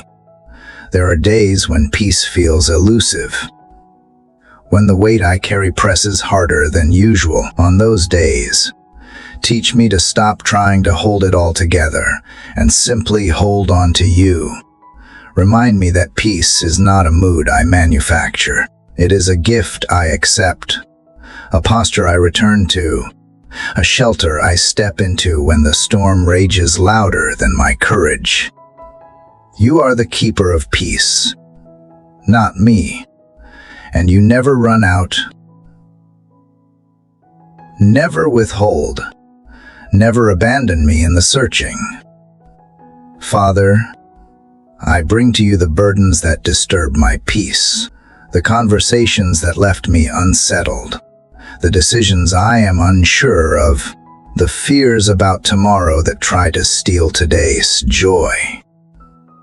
I lay them at your feet not for you to validate them, but to release them, to acknowledge that I was never meant to carry the weight of outcomes, that your peace is the result of letting go, not grasping tighter. Teach me to cultivate peace in my thoughts, where worry tries to take root. Let your truth be louder than the voice of fear. Let your presence calm the mental storms that rise when I fixate on the unknown, and when I cannot silence the inner noise on my own. Meet me in that noise and speak peace to it, just as you calm the wind and the waves with a word. I long to be someone whose life reflects the peace I have found in you, not just on the outside, but deep in my being. Let me become a person of peace in my relationships, bringing gentleness where there is conflict, patience where there is tension, and quiet confidence where there is fear. Let others feel safe in my presence, not because I have answers, but because I carry peace that does not demand control. In moments of chaos, help me to respond instead of react. Let peace guide my words, temper my tone, and guard my actions. When others are quick to anger or despair, let me stand firm in the calm assurance that you are still God, not to impress anyone, not to suppress emotions, but to live in a way that says, even here, even now, I trust him.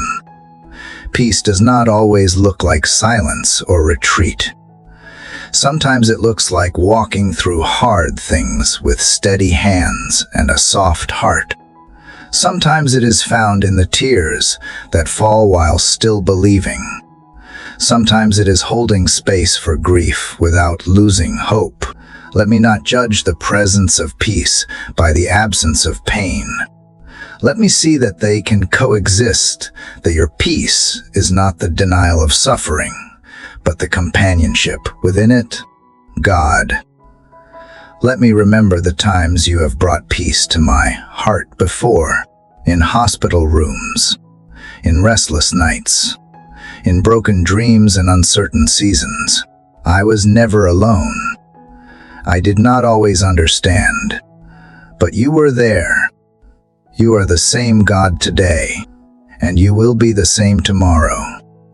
Let your faithfulness be the lens through which I see every present storm. Let the memory of your peace become my anthem in moments of unrest. I want to wake each day with peace as my compass, not waiting for circumstances to align, but aligning my spirit with you. I want to speak peace over my home, over my body, over my mind, over every space I step into. Let peace not be something I visit occasionally, but a home I return to daily, a garden I tend, a rhythm I protect. Father, when the world tries to sell me artificial versions of peace numbness, distraction, escape, remind me of what real peace feels like. It does not erase hardship, but it lifts the weight. It does not silence all questions, but it fills the space with trust. It does not depend on control, but rests in surrender. It does not shout. It whispers. and in that whisper, I know you are near. Let me become still enough to receive this gift each morning. Let my first breath be a prayer for peace, and my last thought each night a resting place for gratitude. May I stop chasing the illusion of calm and instead dwell in the reality of your peace. And when I forget, when I fall into striving again, when I allow fear to win a moment, gently call me back to the peace that is mine, not because I deserve it, but because you are generous. Let peace become the language of my heart. Let it overflow in my presence. Let it redefine how I show up, how I serve, how I hope. Let your peace be so deeply rooted within me that even when storms rage on the outside, they do not shake what you have built inside. I want to live not driven by fear, but led by peace. Not weighed down by what-ifs, but lifted by the assurance that you are here. So, Father, keep teaching me the way of peace. Let it unfold one breath at a time, one choice at a time, one quiet surrender after another. Let it be the song my heart returns to, the light that shines even in the night, the posture that prepares me to love, to forgive, to endure, and to rejoice no matter what lies ahead. Father, I come again with the same heart, the same voice that trembled in the darkness, but is now steadied by your presence. The tears that once fell from fear now soften the soil of my endurance. You are not only the God who delivers, but the God who strengthens in the waiting. And this morning, as light slowly pours across the horizon like oil on dry skin, I do not ask to escape the weight, I ask for grace to carry it. You see the burdens I have not spoken aloud, the responsibilities, the expectations, the invisible battles of the mind. Lord, I do not always understand why the journey stretches longer than expected, or why peace sometimes arrives in whispers instead of thunder. But I am learning that your silence is not absence. I am learning that delay is not denial, and stillness is not abandonment. You are the God who watches over the seed when nothing green has yet pushed through the soil. So give me the grace to endure, not just to survive, but to wait well. Let me find beauty not only in the breakthroughs, but in the holding on. Let each breath be a quiet declaration. I am still here. Still trusting. Still believing that your purpose is alive even in the fog. Let my faith be the kind that plants roots in storms, that does not reach only for the miracle, but embraces the process that shapes the soul.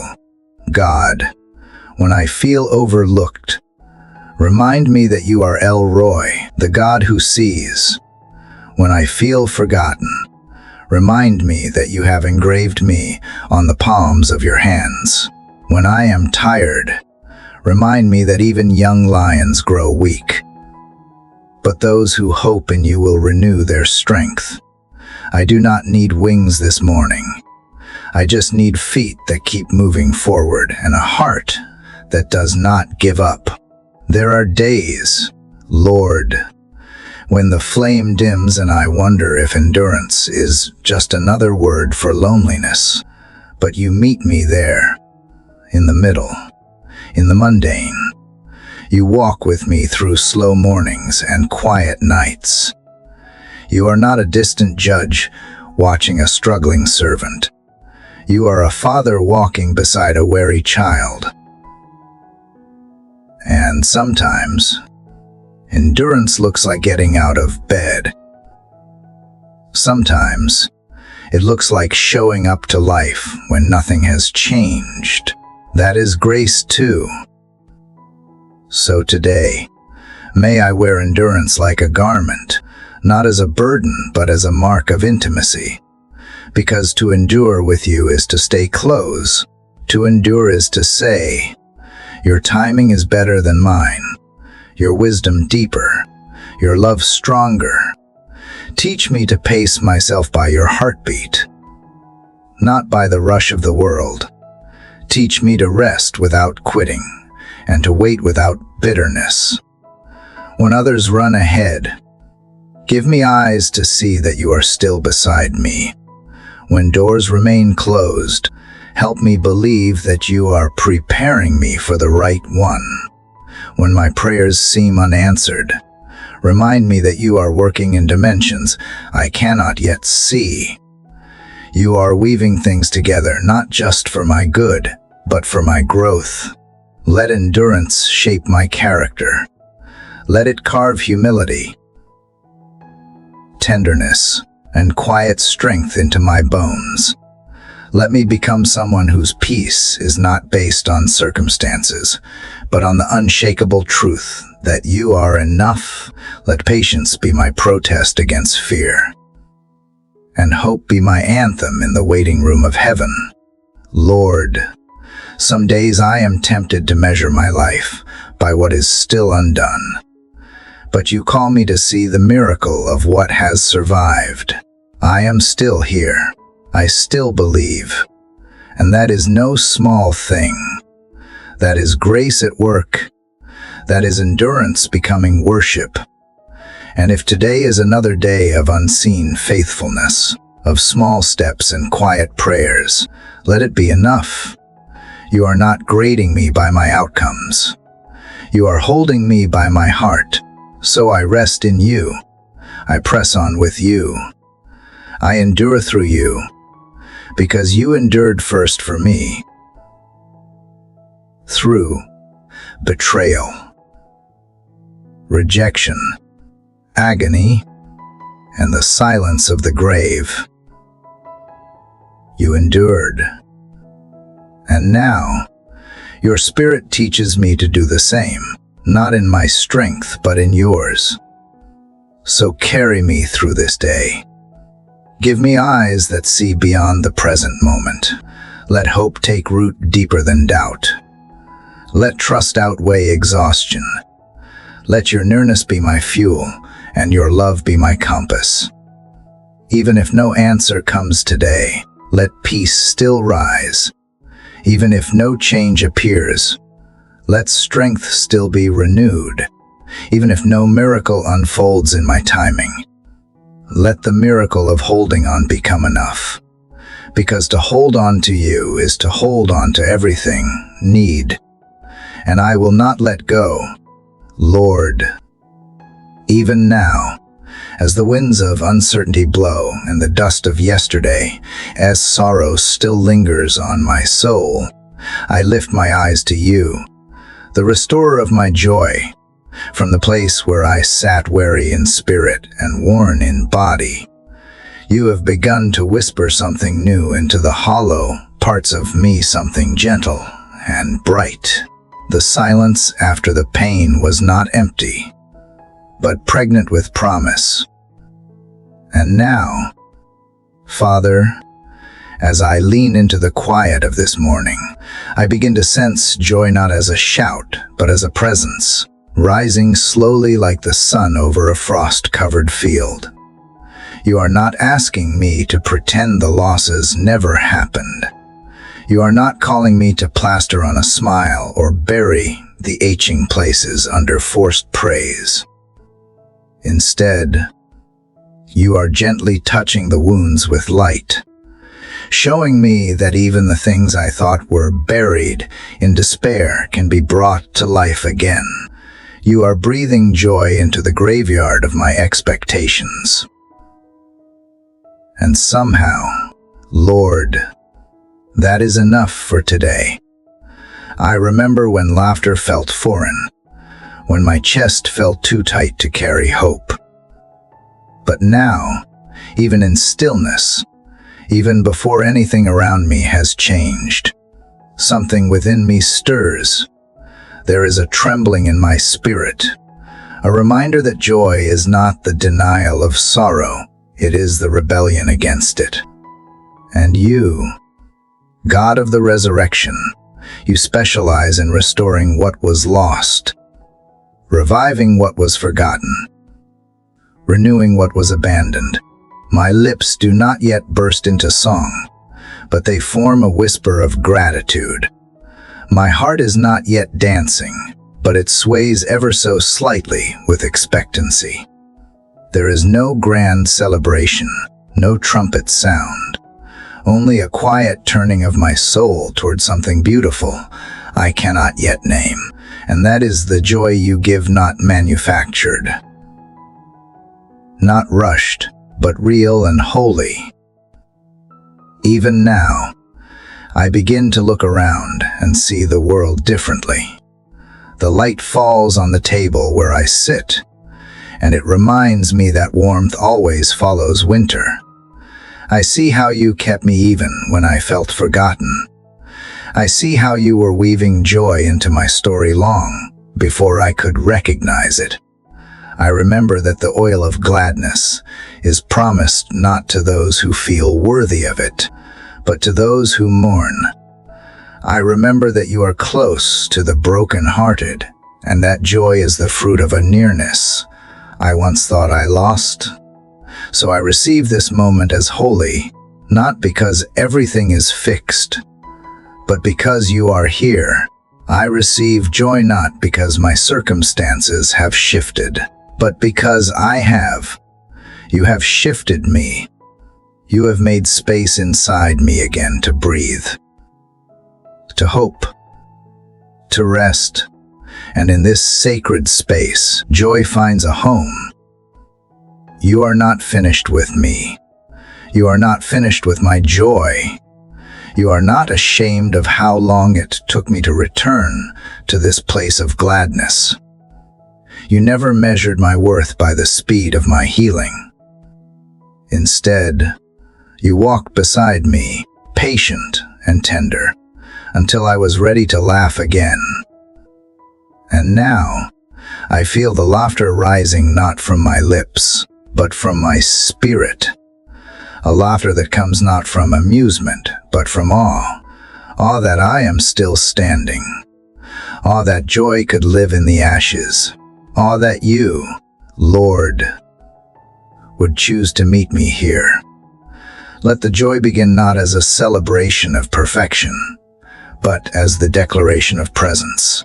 Let it rise in me like a song I forgot the words to, only to remember them line by line as I go.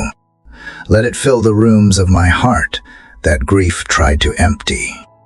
Let it be loud in some places and soft in others, but let it be real. Let it remind me that joy is not fragile, even when I am. Joy is not afraid of pain. It has walked through too much darkness to be shallow now. It has roots that go deep, roots that reach the water beneath the dry places. And in you, joy is not fleeting, it is eternal. Lord, teach me how to live again with joy. Teach me how to smile not out of politeness, but because my soul is alive. Teach me how to laugh even in the face of unanswered prayers, because your presence itself is an answer. Teach me how to celebrate small things again, the way light spills through a window, the sound of breath in my lungs, the nearness of people who love me, the miracle of morning itself. Let none of it be wasted on me. Let me be a vessel that carries joy into weary places. Let my life declare that even after the weeping, even after the midnight hours, joy does come in the morning. And if today the joy is just a flicker, let it be enough. If tomorrow it grows into a flame, I will dance in its glow.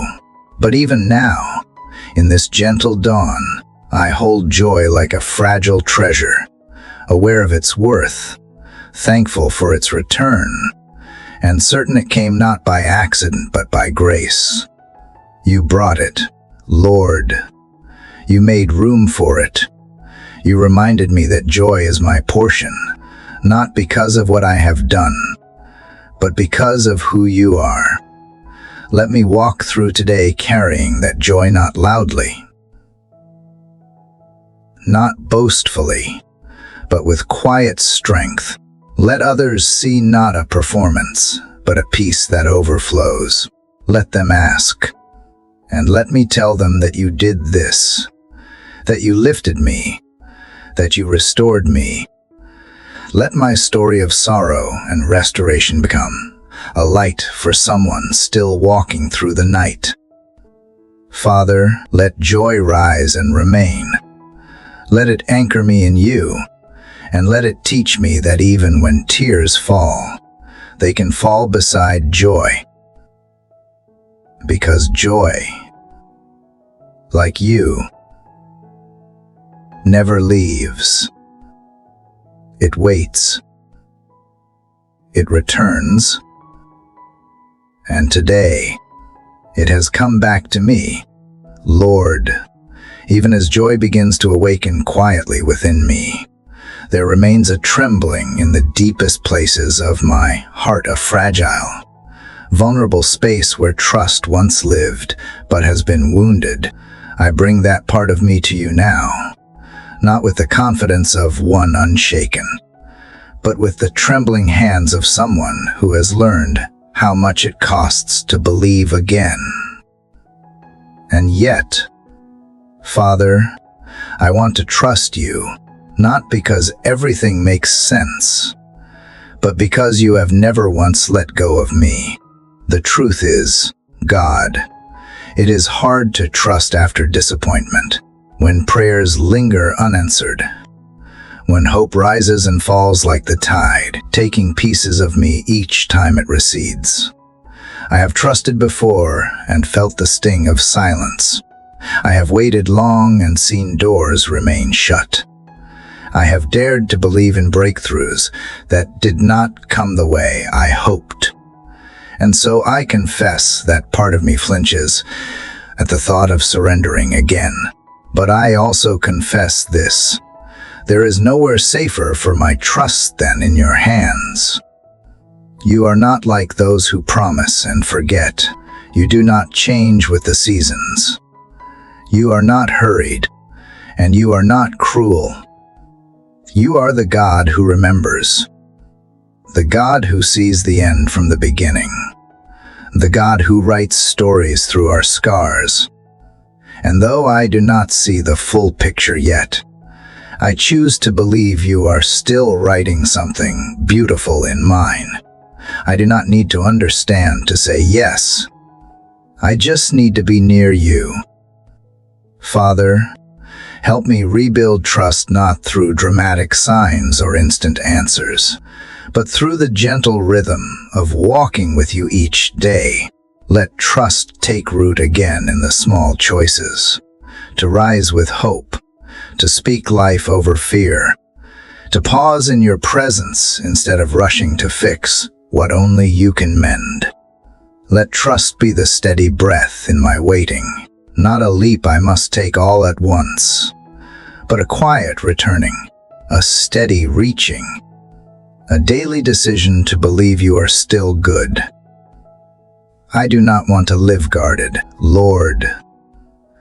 I do not want my heart wrapped in armor so thick that not even your light can get through. Teach me to risk again, to pray again, to open my hands again, not because pain won come, but because healing is more powerful, not because I am unshakable, but because you are. I will not let fear have the final word in my story. I will not let the wounds of the past define what I expect from the future. You are still the God who parts seas, who brings water from rocks, who speaks to storms and restores the brokenhearted.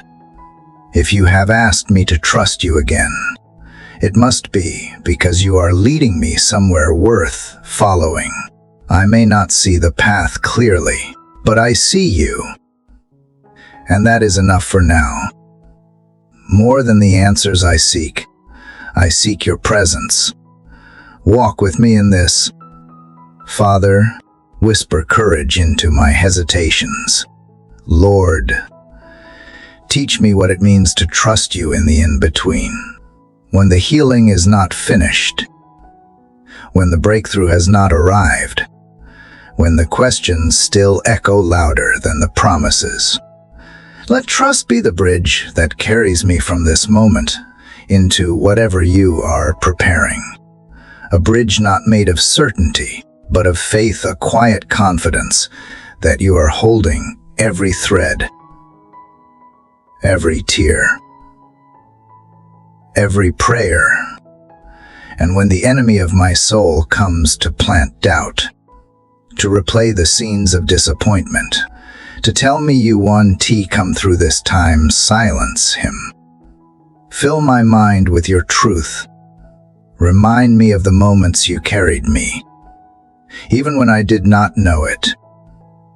The doors you opened that I could not have unlocked. The people you sent when I thought I was alone. The strength you gave when I had none left. Let the memory of your faithfulness fuel the fire of my trust. God, I choose now to lay down my need for control. I lay down the timelines I have built in my head, the conditions I have placed around my faith. I release my grip on outcomes, and I lift my eyes to you instead. You are not the God of formulas. You are the God of relationship. And in this relationship, I find the peace that surpasses understanding. I find the permission to rest even before I see the miracle. Let trust grow not as a command I force myself to follow, but as a response to your love, a response to your kindness, a response to the truth that I am never forgotten, never forsaken, never unloved. Let it be the posture of my heart, not rigid, but surrendered, not anxious, but expectant. Let trust become the melody of my mornings, the rhythm of my steps, the anthem of my spirit. So I walk into this day not with all the answers, but with my heart leaning fully into you. I may still tremble, but I will not turn back. I will keep going, not because I am strong, but because you are. And in that truth, I find enough light to take the next step. One step of trust, one breath of faith, one quiet yes to the God who has never stopped reaching for me. Dear Heavenly Father, in the quiet hush that lingers after tears have dried, but hearts remain open, I bring to you the fragile remnants of yesterday's longing. There is something about surrender that feels like exhaling after holding one's breath far too long.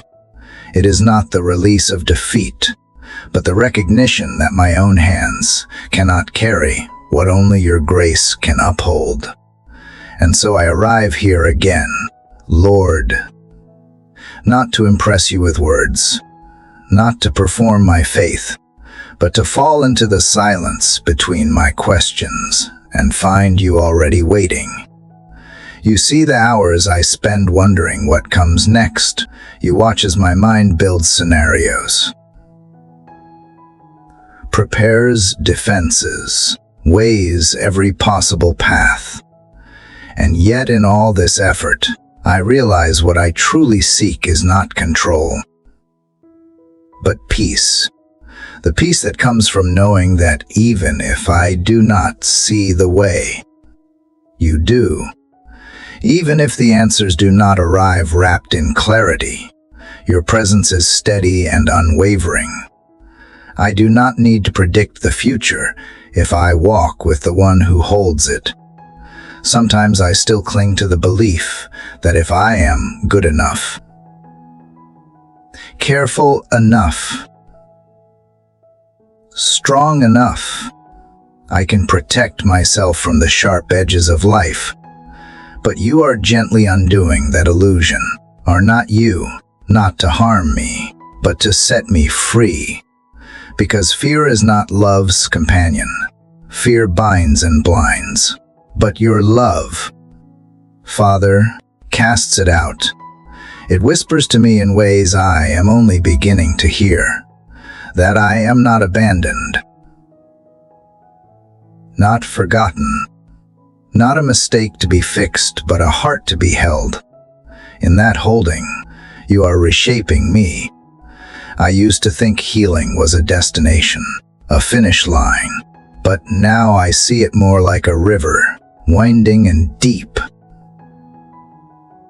Sometimes still, sometimes wild. You do not ask me to swim it perfectly. You ask me to step in. You offer presence over performance, mercy over milestones. And when I waver or stumble, you do not withdraw. Instead, you draw closer, like a shepherd who does not scold the lost lamb, but lifts it gently to his shoulders. Lord, I do not want to wait until I am no longer afraid to obey. I want to obey even when I tremble. I want to follow even when the night is thick and the stars are hidden. Because faith was never about certainty, it was always about trust. And trust does not come from seeing the whole road, but from knowing who walks beside me. You do not ask for perfection. You ask for surrender. Not because you need it, but because I do. And in surrender, I find the soft soil where roots can grow again. Not rushed, not forced, but nurtured by your patient hands. There are days when the soil of my heart feels dry, cracked, even resistant. But you are the gardener who never gives up on barren ground. You water with compassion. You till with truth. You plant seeds I do not even see until they bloom at unexpected hours. How often I forget that growth is happening even in the dark, even in silence, even when I feel nothing. Father, help me not to measure your goodness by my comfort, nor your nearness by how loud you speak. Teach me instead to see you in the waiting, to hear you in the whisper, to trust you in the stillness, for it is often in those quiet, unseen spaces that you are doing your deepest work. You are not rushed, and you are never late. You arrive exactly when my heart is ready, not when my schedule demands. Let me not despise the detours, for they are often the training ground of endurance. Let me not scorn the silence, for it is there you often speak with greatest tenderness. You are not only the God of breakthroughs and mountaintops. You are the God of Mondays, of routines, of seemingly ordinary hours where nothing changes outwardly, but everything shifts inside. You sanctify the ordinary by simply being in it. And because you are with me, the ordinary becomes holy ground. The kitchen table becomes an altar. The morning commute becomes a sacred journey. The quiet sigh of fatigue becomes an invitation to lean into you. I do not need grand gestures to feel close to you. I only need a heart open enough to notice that you are already here. So help me notice today, not with frantic striving, but with gentle awareness. Help me to see the people around me as you see them flawed. Yes, but beloved. Help me to listen with empathy, to speak with kindness, to pause when I would rather rush, to forgive when it is inconvenient. These are not acts of weakness. They are declarations of faith that love is stronger than fear, that grace is more powerful than judgment, and that humility invites transformation. When I feel the urge to prove myself, remind me that I am already known. When I want to retreat in shame, remind me that I am already chosen. When I feel weary, remind me that rest is not earned but received. And when I feel alone, remind me that you are the God who draws near to the brokenhearted, the God who kneels in the dust beside me, who calls me by name when the world calls me not enough. I do not always understand your ways, but I am learning to trust your heart, and your heart beats with compassion, not the kind that pities from afar, but the kind that walks with me into my valleys, the kind that cups my face when I cannot lift my head, the kind that still believes in me when I have stopped believing in myself. That is the love I want to live from, not just admire, but embody, not just receive, but reflect. So give me courage today, not the kind that silences fear, but the kind that stands firm in the middle of it. Give me wisdom, not just clever words or fast solutions, but the deep wisdom that knows when to speak and when to be still. Give me peace, not the absence of conflict, but the rootedness that comes from knowing my life is hidden in yours. And give me joy, not the fleeting kind tied to circumstances, but the resilient joy that sings even in the storm. Because even if the storm comes, I know the one who commands the wind. Even if the road is steep, I know the one who walks beside me. Even if the outcome is unclear, I know the one who sees the end from the beginning. You are my anchor in the shifting sands, my shelter in the unknown, my song in the waiting. And because of you, I can rise again, not in my own strength, but in yours. And so, as the light of this day stretches across the horizon and brushes against my soul, I breathe deeply and take another step. Not because I know what lies ahead, but because I know the one who leads. And that is enough, Lord. When my soul leans quietly into the pause between yesterday's wait and today's unknown, I sense you drawing even closer, not with noise, but with nearness that does not ask for performance. It flows like breath unforced, steady, familiar. You were already there in the stretch of dawn, in the rhythm of breath before my eyes even opened, whispering reassurance before I could summon words. And as I gather the scattered pieces of who I am this morning, I offer them not with shame, but with trust, because I am beginning to believe that you are not afraid of my incomplete. The thoughts still come, Father, the ones that question if I have done enough, prayed enough, healed enough. They crawl in quiet and make a home inside the crevices of doubt. But you do not meet them with reprimand. You meet them with presence. You kneel beside the restless places in me and remind me that worth was never mine to earn, only to receive. You are not waiting for me to become someone else before you embrace me.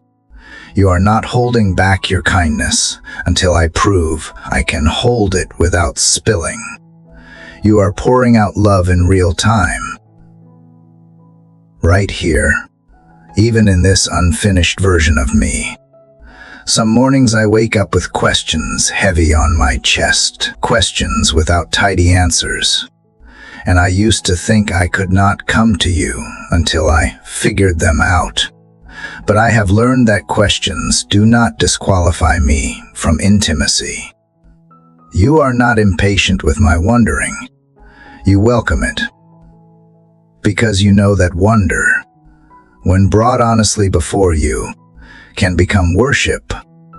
And so I lay the unanswered things before you not as problems to solve, but as places to meet you. Let my confusion become communion. Let my restlessness become reverence. Let my questions echo until they are caught in your compassion. God, when my pace becomes hurried and my soul loses rhythm, remind me that I am not a machine made for productivity, but a soul made for connection.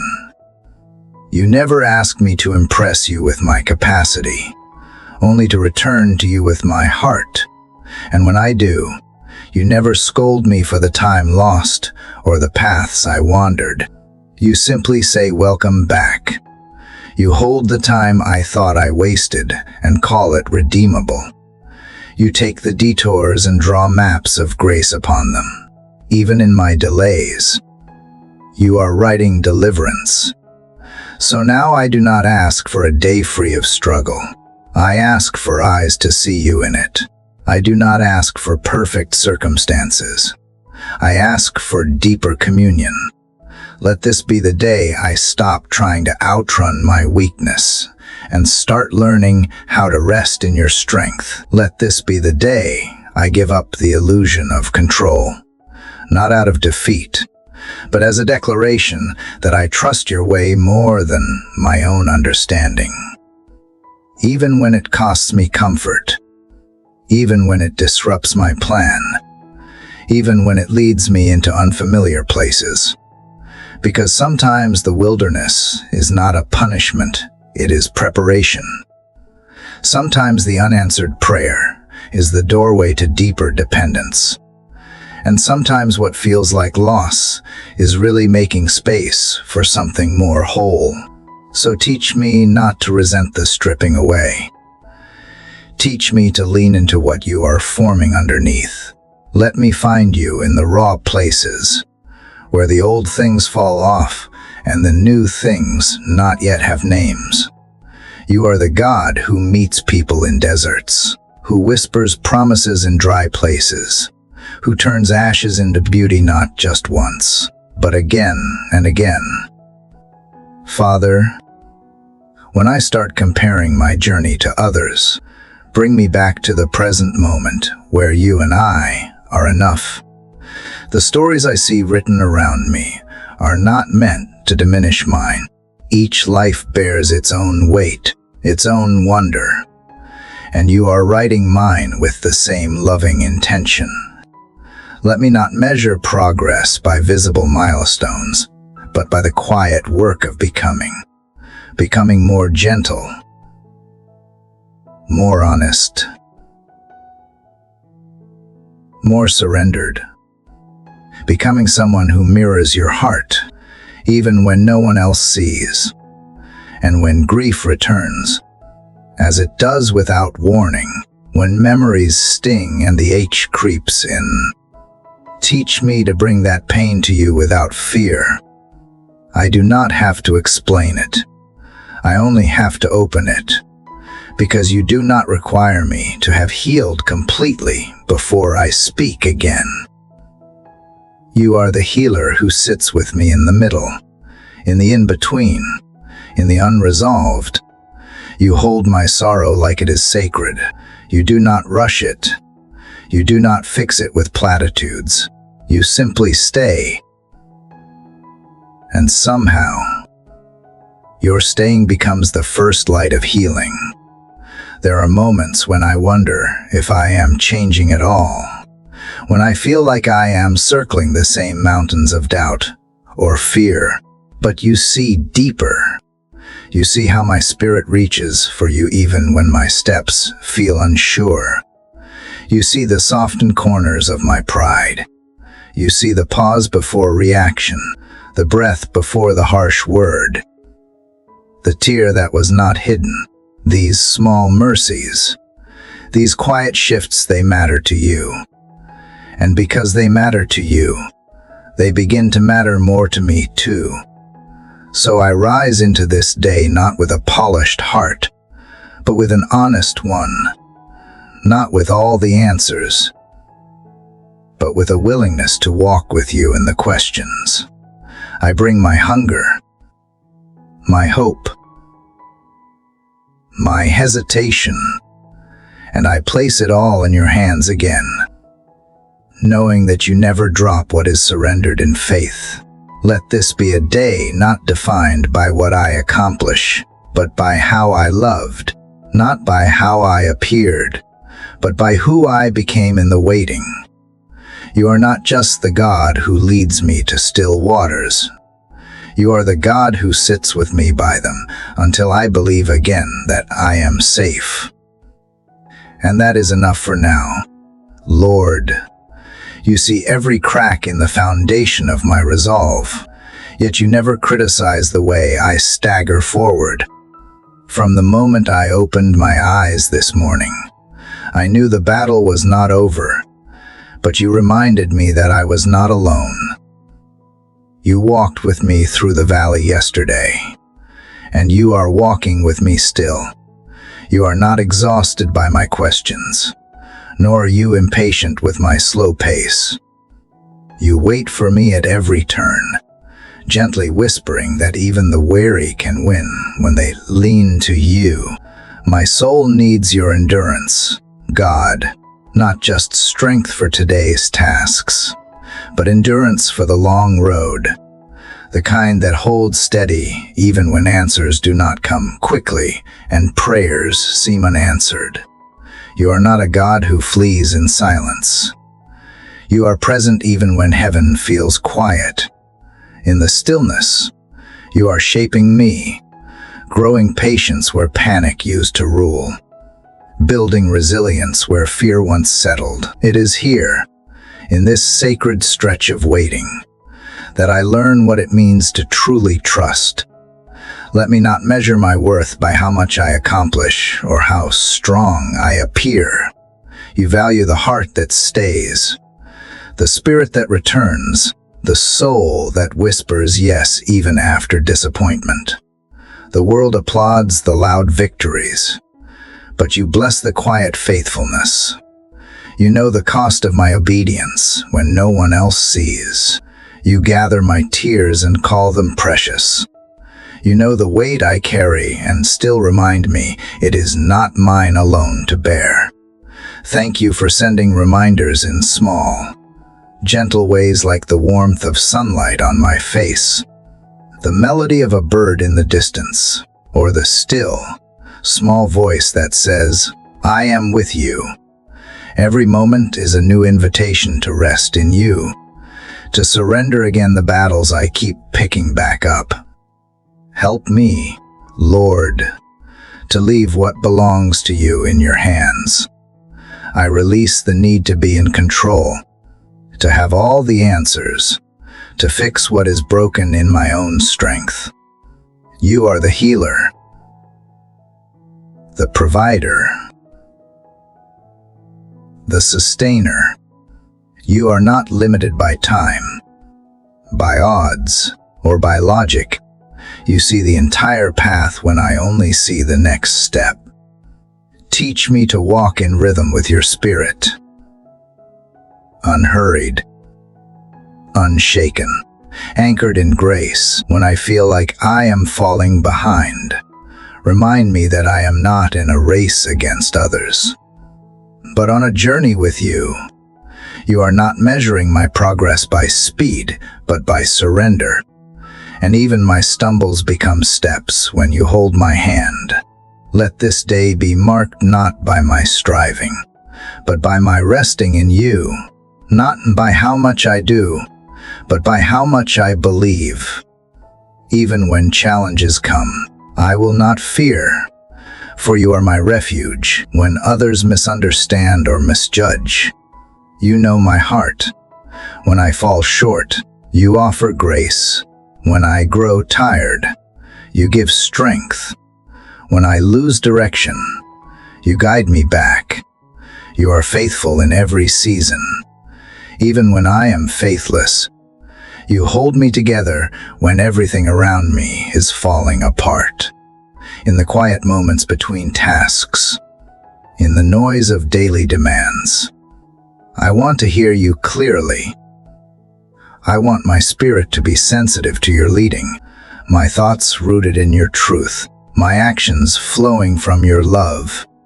Help me pause before reacting, breathe before speaking, and choose kindness when frustration rises. Help me see others through your eyes, not as obstacles, but as opportunities to reflect your grace.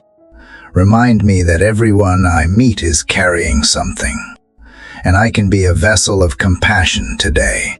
God, this life is not always easy, but with you, it is always meaningful. Even the broken pieces have purpose. Even the unanswered prayers are part of a bigger promise. I trust that what you are doing in me is preparing me for what you have ahead of me. You are not finished writing my story. You are not done building in me the character that can carry the calling you have placed over my life. Give me courage to keep showing up, to keep believing, to keep loving even when it is hard. Let my faith not just be spoken, but lived. Let it be visible in how I endure the process, not just how I celebrate the outcome. You are my portion when I feel like I do not have enough. You are my confidence when I feel small. You are my shield when I feel exposed. You are my peace when everything feels uncertain. Thank you for being steady, unchanging, and present. Thank you for not giving up on me when I lose my way. Thank you for calling me back, for welcoming me with tenderness, for pouring out grace that does not run dry. I am not what I used to be, and I may not yet be what I will become, but you are the God of process and promise. In every step, every breath, every pause today, let me remember that you are near. That is enough. You are enough. Father, as the stillness of morning continues to unfold, I feel your presence holding me gently where the last reflection left me, nestled in the comfort of your sufficiency. You are the anchor of my soul, the breath between every anxious thought, and the reason I can face another sunrise without fear. Yesterday's concerns try to creep into the margins of today, but your peace speaks louder than their noise. It does not shout. It whispers. But in that whisper, there is power. In that silence, there is strength. And in that quiet knowing, I discover that peace is not the absence of problems, but the presence of you.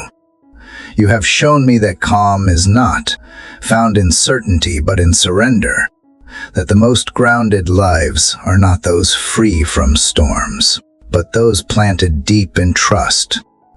I have tasted the anxious thoughts that pull at my heart, the ones that tell me I must hurry, fix, or control. But when I sit in your presence, they lose their grip. When I remember who holds the universe and still has time to hold me, I find that I, too, can breathe. Not because everything is right, but because I am resting in the one who is. I thank you for the moments that teach me to wait with grace, for the disruptions that expose my dependence on control, and for the disappointments that invite me to lean into you more deeply. You waste nothing, Lord. Even what hurts has a holy purpose. Even what delays is refining me. I trust that you see the full picture when I only see fragments. And I release the weight of needing to understand everything. I choose peace over clarity, trust over explanation, faith over sight. Let me walk through this day with eyes that seek wonder instead of worry. Let me notice the way light dances through trees, the kindness in a stranger, a smile, the small answers to prayers I did not even have the words to say. Let me speak words that calm storms in others, and carry peace not just for myself, but as a balm for those around me. Let me be a reminder that peace is possible, even in the chaos, because you are near. And when my thoughts race ahead or spiral inward, bring me back. Gently, tenderly, redirect me to your truth. Speak into the whirlwind with stillness that says, "Be still, and know that I am God." I want to know that, not just as a verse, but as a reality lived out in my breath, my tone, my choices. Let your peace not just calm me, but shape me, form in me a new reflex not to panic, but to pray, not to fret, but to flow, not to react, but to rest. Let your peace become my rhythm, my lens, my posture. So as the day stretches ahead, unknown and unwritten, I do not ask for perfection. I ask for presence, yours, and the ability to remain aware of it. Keep me from being swept away by noise, deadlines, and pressure. Keep my soul grounded, not in the shifting sands of results, but in the unchanging truth that I belong to you. That nothing today will separate me from your love. That no mistake, no chaos, no interruption can remove me from the peace you provide. Peace that passes understanding. Peace that goes before me. Peace that stays behind to guard what I leave behind. Peace that fills the gaps in my plans, the holes in my heart, the fears I do not speak aloud. You are the Prince of Peace, and today I walk in step with you. No matter what comes, I walk with you. Father, as I continue walking through this quiet unfolding of morning grace, I feel the echoes of the stillness you placed within me in the hour before light touched the earth. The breath of peace has not left. It lingers like dew resting on the leaves, subtle, silent, yet profoundly alive. And in this stillness, I am not alone. I am found again. The noise of the world, with its demands and disruptions, stands on the other side of this silence, unable to pass through the veil you have stretched between my soul and the storm. There is a sanctuary within me, Father, that I would have never found unless you gently dismantled the walls I had built from fear and striving. In this inner quiet, where no clock ticks and no voice shouts, I hear only you.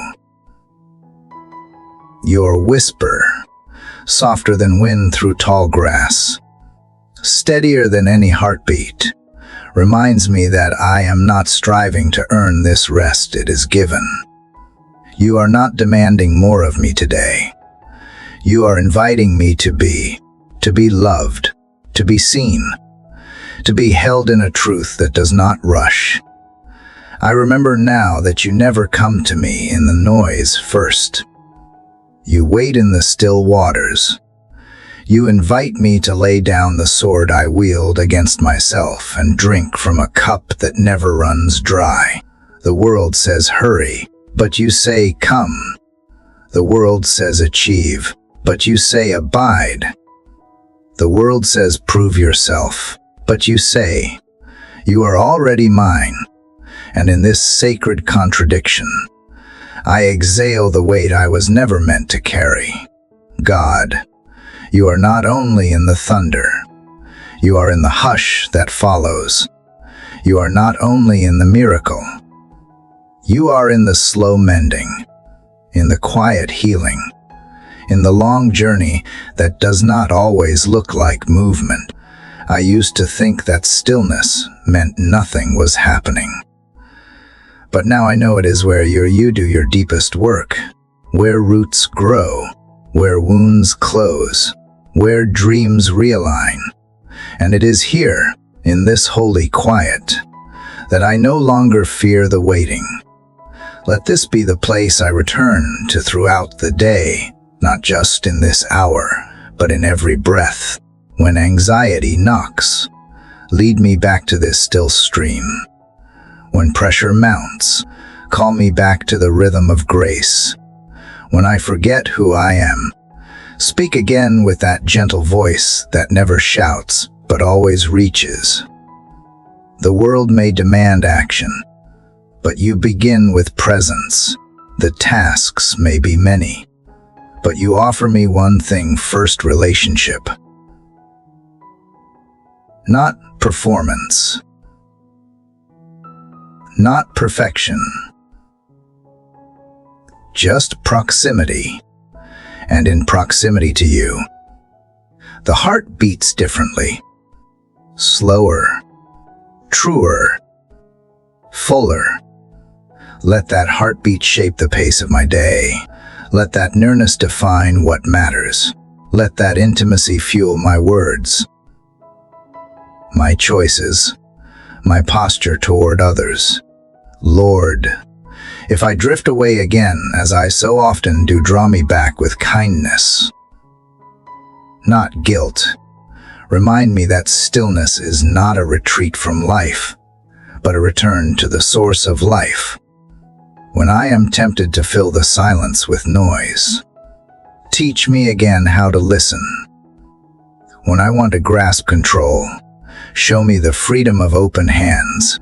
When I am pulled in every direction, anchor me in the deep calm of your presence. I confess I have often feared quiet, mistaking it for emptiness.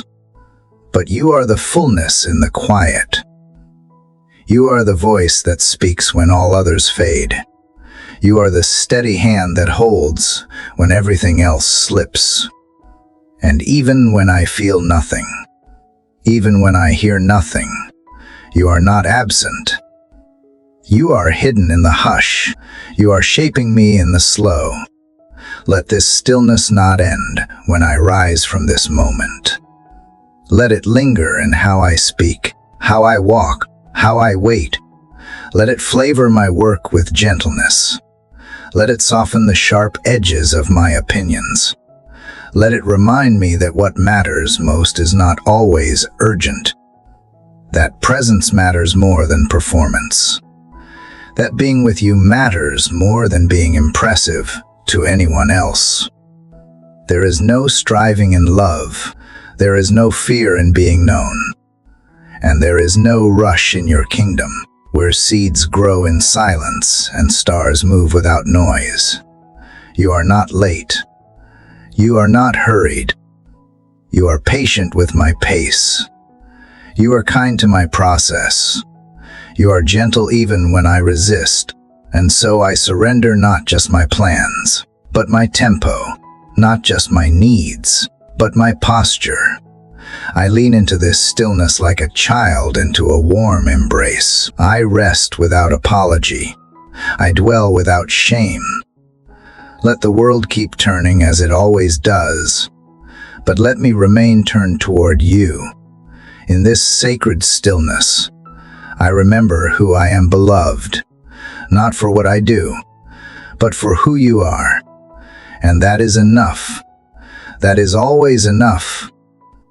Father, as I linger in the stillness you invited me into, I sense that you are calling me not only to rest, but to rise with a trust that is deeper than before, a trust that has been softened by surrender and strengthened in silence. The still waters you led me beside have not only calmed my soul, they have revealed the quiet places in me that long to believe again, to hope again, to move forward without fear shadowing every step. And in your presence, I realize that trust is not a decision I make once, it is a practice I choose moment by moment, breath by breath, every time I decide to lean into you when everything in me wants to run or retreat. God, you know how many times I have tried to carry burdens that were never mine. How often I have measured my worth by outcomes I could not control. How easily I have forgotten that you never asked me to be strong alone. But you keep reminding me gently, consistently, that trust is not about understanding everything. It is about remembering that you are with me in everything. And that is enough. I do not need to see the full path when you have promised to guide each step. I do not need to hold the answers when I am held by the answer himself. There is courage in choosing to trust you again, even after disappointment. There is bravery in opening my heart when it has been bruised by the weight of unmet expectations. There is boldness in handing over the pieces I have tried to keep hidden, the ones I thought too fragile or too flawed. But you are not afraid of my fears. You are not shocked by my struggles. You are not distant in my doubt. Instead, you lean closer. You whisper truth over my trembling heart. You remind me that love is patient, and grace is never withdrawn. Lord, help me trust you not just when things make sense, but when they do not only when doors open, but even when they stay shut, not just in the light, but when shadows stretch long across my path. I want to trust you with my timing, my calling, my relationships, my dreams. But even more than that, I want to trust you with my heart fully, completely, without reservation, because if I place it in your hands, I know it is safe, even when life feels uncertain. You are not a God who rushes or forces. You are the God who waits with me, who walks with me, who whispers peace into the tension. And as I place each worry at your feet, I notice how much lighter the journey becomes. The fear loses its voice, the striving quiets, the pressure fades, and what remains is you, constant, unchanging, full of mercy and truth. Let my soul rest in that truth, especially when the lies of doubt try to creep back in. Let me remember that faith is not the absence of questions, but the presence of trust despite them. There are places within me that still hesitate, places where old fears have taken root, but I invite you in, Father, not to tear them out in force, but to gently displace them with your perfect love. Let love be what leads me forward. Let love be what steadies my hands and softens my voice. Let love remind me that I was never meant to navigate this life alone or prove my worth through flawless obedience. You delight in my nearness, not my performance. You honor my vulnerability, not my perfection. Teach me to see trust not as a mountain I must conquer, but as a path I walk with you, sometimes slow, sometimes stumbling, but never alone.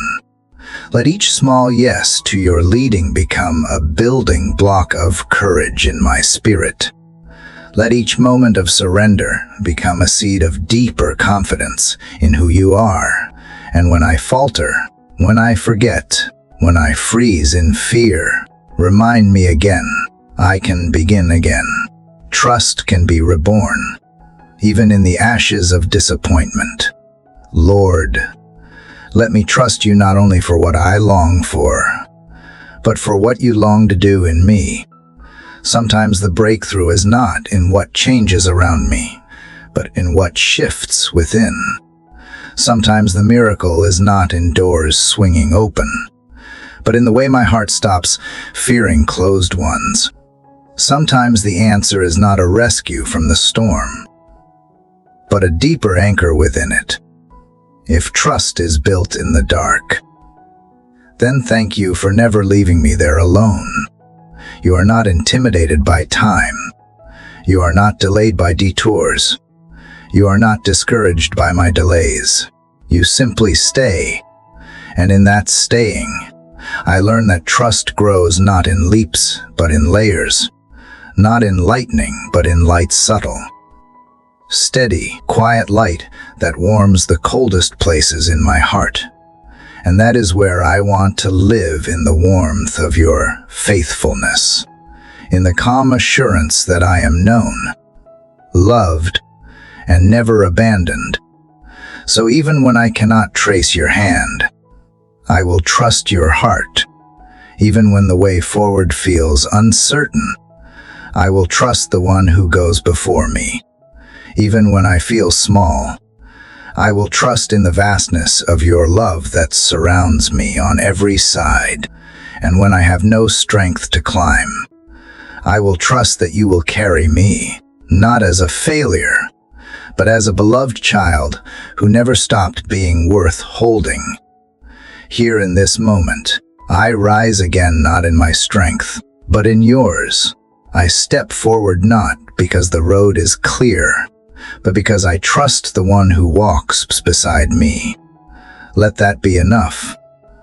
Let that be everything.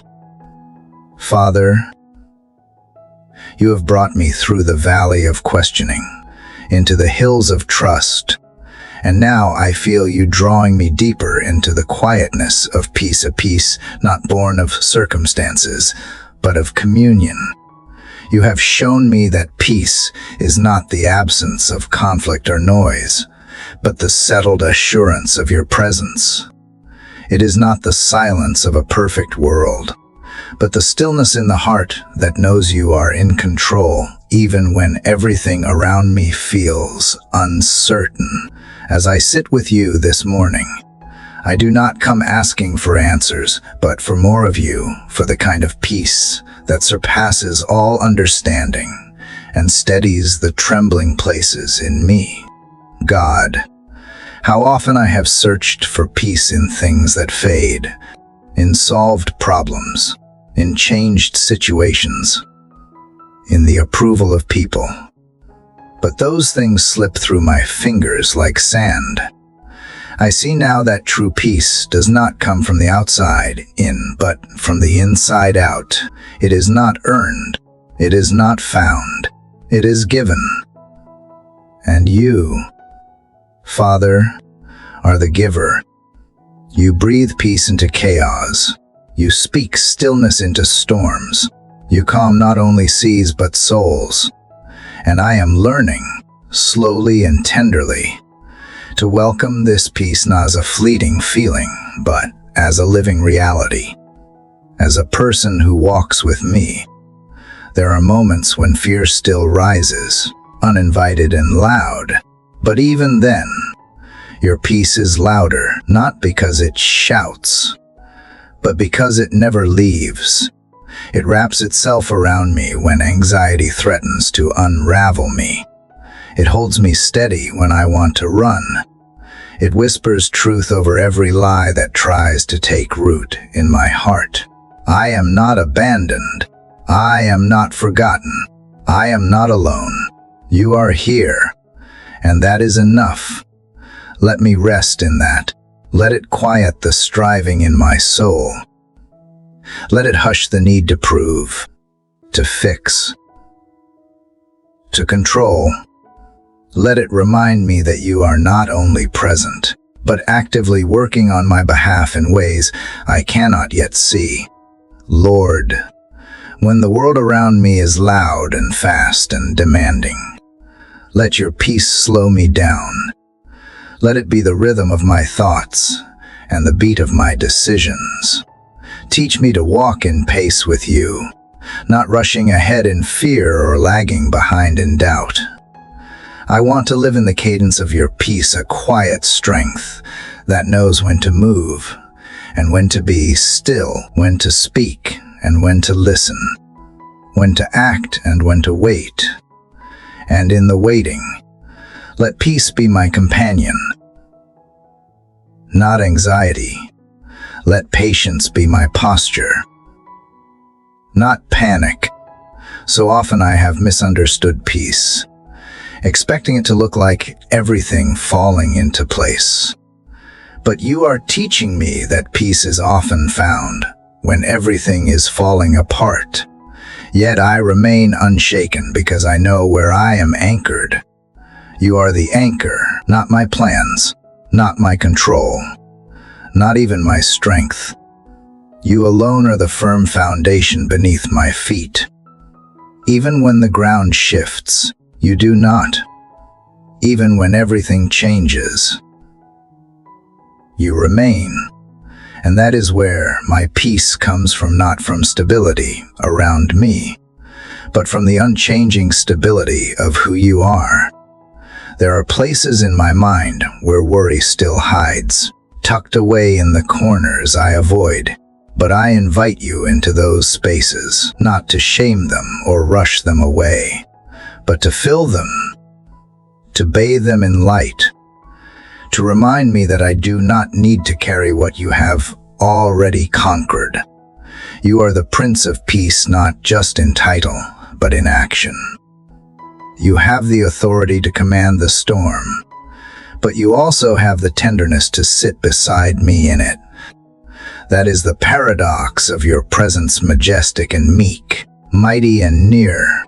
God, I bring you my unrest, the thoughts that spin, the scenarios I replay, the questions I cannot answer. I lay them at your feet and ask that you trade them for peace. Not because I have earned it, but because you have promised it. You said you would give peace, not as the world gives, conditional, temporary, shallow, but as you give, freely, deeply, eternally. Let me receive it, not just once, but daily. Not just when I feel worthy, but especially when I do not. Let peace become the language my heart understands, the posture my spirit adopts, the fragrance my life carries. And when others are watching, when those around me see the storms I face, let them also see the peace that holds me. Let my life be a testimony, not of perfect circumstances, but of a perfect God who offers perfect peace in imperfect places. Let peace not only settle me, but spill out of me. Let it shape the way I speak, the way I serve, the way I respond. Let it be what I offer in conversations, what I carry into rooms, what I leave behind in every interaction. Lord, I want to be known not for how much I do, but for how deeply I rest in you, not for how loud I am, but for how quietly confident I am in your care. I want to be the kind of person who moves through life with a calm that confuses the world, because it is not from the world, it is from you. A peace that cannot be shaken because it is rooted in truth. A peace that does not disappear when trials come, but deepens. A peace that is not dependent on outcomes, but on intimacy with you. So here I am again, still, quiet, and aware of my need, aware of your nearness, aware that peace is not a destination, but a dwelling place, a sacred space. I enter not by understanding, but by trust. I do not need to have it all figured out. I just need to keep coming back to you, again and again. And every time, you meet me not with condemnation, but with compassion, not with distance, but with welcome. You hold out peace like a gift, and all I have to do is say yes. So I say yes. Yes to letting go. Yes to slowing down. Yes to trusting the timing of heaven over the timing of man. Yes to walking by faith and not by sight. Yes to choosing peace when fear knocks. Choosing stillness when the world screams for urgency. Choosing presence over performance. I say yes to abiding, to breathing deep, to living light. Because you have made a way, not just for my salvation, but for my soul to be whole, quiet, and at rest in you. And that is more than enough, God, as I continue to breathe in the silence you create between each thought. I feel the rhythm of your mercy pulsing quietly beneath the surface of my soul. It carries over from the sacred hush that fell upon me in the last hour. A hush not of absence, but of full presence, of you lingering in the stillness, refusing to be rushed. You are not a God of haste, and in your unhurried spirit, I find the gift of revelation rising steadily, like dawn slipping beneath the curtain of night. I do not need fireworks or thunderous declarations to know you are here. Your nearness is the comfort hidden inside every quiet breath, every unspoken hope, every ache that has not yet found words. You are already holding what I cannot name. The heaviness of waiting used to terrify me. I mistook silence for neglect, delay for denial. But you have been teaching me that waiting is not wasting. It is womb time. It is soil time. It is you preparing something deeper in me than I could ever manufacture in motion. I realize now that the roots you nourish in the unseen are stronger than any bloom visible in the sun. In my rush for answers, I would have trampled the tender sprouts of trust. But you, Father, are never in a hurry with things that matter. And I, too, want to be a slow miracle growing steady. Stretching. Honestly, blooming when it is time and not a minute before. There are places within me where the ground still feels hard, packed down by disappointment or the fear of more loss. But I bring that soil to you now. Break it with your kindness. Water it with your word. Remove the stones I did not even know I buried there.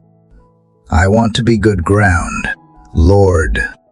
I want to bear fruit that lasts, not leaves that wither in the heat of adversity. Teach me how to let you garden my soul, even when it means enduring seasons I do not understand. Especially then, because nothing with you is wasted, not the tears, not the questions, not the hours that seemed silent. You were shaping resurrection in the dark.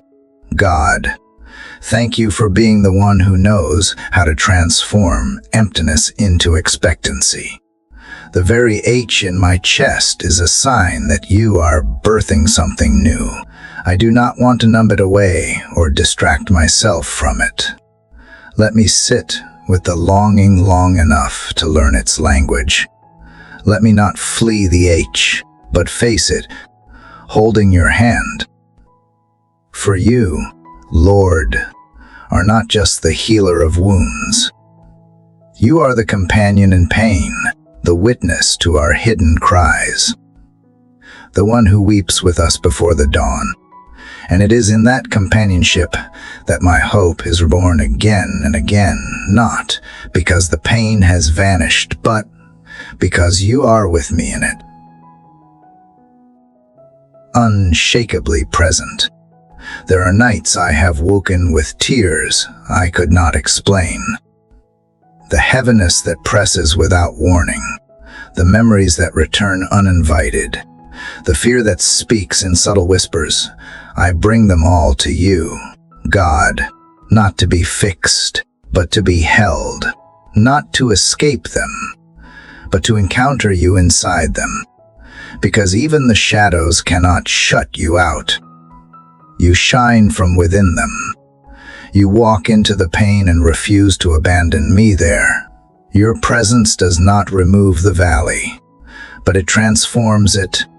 It becomes a sacred space, made holy by the sound of your footsteps beside mine.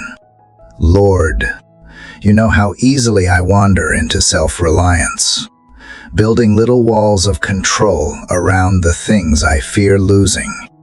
But those walls become prisons, and you call me out again and again into vulnerability, into trust, into the unguarded space where faith breathes. I do not want to be strong without you. I do not want to cling to illusions of safety when you are offering me a deeper security. The kind does not depend on circumstances, but on communion. Teach me to risk surrender, not because I understand everything, but because I trust you in everything. Today, I offer you my plans, my fears, my limitations, my aspirations. I offer you the people I love and the ones I struggle to love. I offer you the words I have not yet found the courage to speak, and the wounds I still pretend do not hurt. I offer you my imperfect faith and my relentless longing. All of it. It is all yours. Father, make something beautiful of it. Not perfect, not polished, but real, honest, useful in your hands. A testimony not to my strength, but to your sufficiency. There is a quiet power, God, in choosing to believe before I see, to praise before I understand, to walk even when the path is not fully lit. That is what faith is, trusting that the one who called me is faithful to finish what he began. So I walk forward, one step at a time, not because I have it all together, but because you are walking ahead of me, behind me, beside me. You have gone into every tomorrow and returned with enough grace for this moment. That is all I need. And when I feel weary, when the burdens threaten to eclipse the blessings, when my soul is thirsty in a land that feels barren, remind me of the well that never runs dry. Remind me that you are not only the destination, but the strength for the journey. You are the cool water in the heat of the day, the whisper in the noise, the shelter when the winds rise, the quiet voice that says, I am with you.